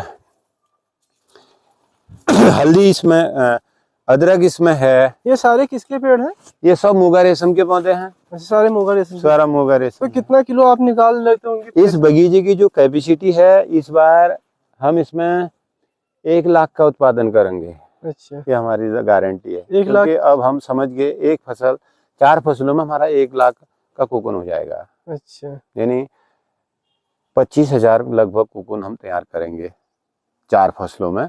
इतनी इसकी कैपेसिटी हो चुकी है। अच्छा, अच्छा। पिछले बार हमने करा लेकिन उतना अनुभव नहीं रहा क्योंकि कुछ मौसम का कुछ हमें अभी उसकी जानकारी नहीं है। लेकिन अब हमने इसके स्वभाव को जितना समझ लिया है तो 1 साल में हम 1 लाख का कोकून यहाँ तैयार कर सकते हैं। हमारे पास जो ये पौधे हैं, इतना फूड प्लांट है, कहने का मतलब है। तो मल्लारा जी, काफी बातचीत हमारे बीच हो गई है। उम्मीद करता हूँ सबको ये बातचीत पसंद आई होगी, जितने भी दर्शक देखेंगे। तो क्या लास्ट में आप संदेश देना चाहेंगे मेरी वीडियो के माध्यम से? आपका आभार, धन्यवाद करते हुए मैं यही कहना चाहूँगा ही, प्रकृति ही जीवन जगत जननी है, बिन मांगे जो दे दे वो सिर्फ प्रकृति है। ये धरा पर एक हमारी जो माता है और उसका ही जैसा स्वभाव हमारे प्रकृति का होता है। एक माँ ही बिना मांगे सब कुछ आप पर निछावर कर देती हैं। और उसके बाद ये जो धरती धरा है, प्रकृति है, ये वृक्ष जो है ना, ये सब कुछ निछावर कर देते हैं बिना मांगे। इन्हें मांगने की जरूरत नहीं होती है। इसलिए आप भी ऐसा स्वभाव रखिए जैसा प्रकृति का है, जैसा पेड़ पौधों का है। आप पेड़ पौधे भी लगाइए, आपसे नहीं लगते तो कहीं पर लगे तो उनका संरक्षण करिए। तो आप भी ऐसा बनिए कि आप कुछ दे सकें और ऐसा दानी बने कि आपसे मांगने की आवश्यकता न पड़े। आप भी ऐसा समझदार बने कि सब कुछ अपना निछावर करते हुए मानवीय सामाजिक पर्यावरण का ध्यान दें। आज समाज में मानवीय सामाजिक पर्यावरण जो दूषित हो रहा है, हम अपने को बहुत होशियार समझ रहे हैं, लेकिन हमसे जो होशियार हमारा जो वंशज ज़्यादा समझदार मनुष्य प्राणी था, वो वास्तव में उजड़ चुका है। शायद इसकी जानकारी मनुष्य को नहीं है, इसलिए हम अपने को बहुत बड़ा, इतना बड़ा होशियार समझते हैं कि अपना ही अस्तित्व खतरे में डाल रहे हैं। और इतनी चर्चा करते हैं कि पर्यावरण ऐसा हो गया, ये हो रहा, सारी चीज़ें हम बात कर रहे हैं, बड़े अच्छे अध्ययनकर्ता बन जाते हैं, लेकिन उसका अनुसरण अपने जीवन में न करते हुए खाली उदाहरण पेश करना गलत होता है। तो धरातली काम हो, खाली हो हल्ला ना हो, अपनी जीवन की, चाहे आप किसी भी क्षेत्र में कुछ भी काम कर रहे हैं, लेकिन पर्यावरण संरक्षण में किसी प्रकार का मजाक न करते हुए अपनी जीवन की भरपाई करें। क्योंकि हम यही जानते हैं, हमारा समाज यही कहता है, हमें यही सिखाया जाता है, हम समझाते हैं कि कोई भी मनुष्य अपने माता पिता गुरुजन के ऋण से ऋणी नहीं हो सकता है। लेकिन माता पिता गुरुजन तो हमारे आधे सामने हैं, इनके जननी कौन है? किसी भी कारण से आप अपने माता पिता गुरुजनों, भाई बहन, देश सेवा, आसपास की सेवा नहीं कर पा रहा, विमुक्त रह गए, तो आप सीधा प्रकृति के संघर्ष में चले जाइए। प्रकृति का आपको सानिध्य मिलेगा तो आपको लगेगा कि आप वास्तव में अपने जीवन से, सारे ऋणों से आपको मुक्ति मिल रही है। यही मेरा कहना है। बहुत बहुत आभार, धन्यवाद राजेंद्र नेगी जी। आप इसी प्रकार से जुड़े रहें। इतना लंबा समय सुमेसर से आके हमको दिया, क्योंकि यहाँ पर तो कई जगह से विजिट करने आते हैं, तो मेरा भी ज़्यादा हो हल्ला न करके यही है कि आप जैसे युवा आगे आएँ और इस मामले में समझें।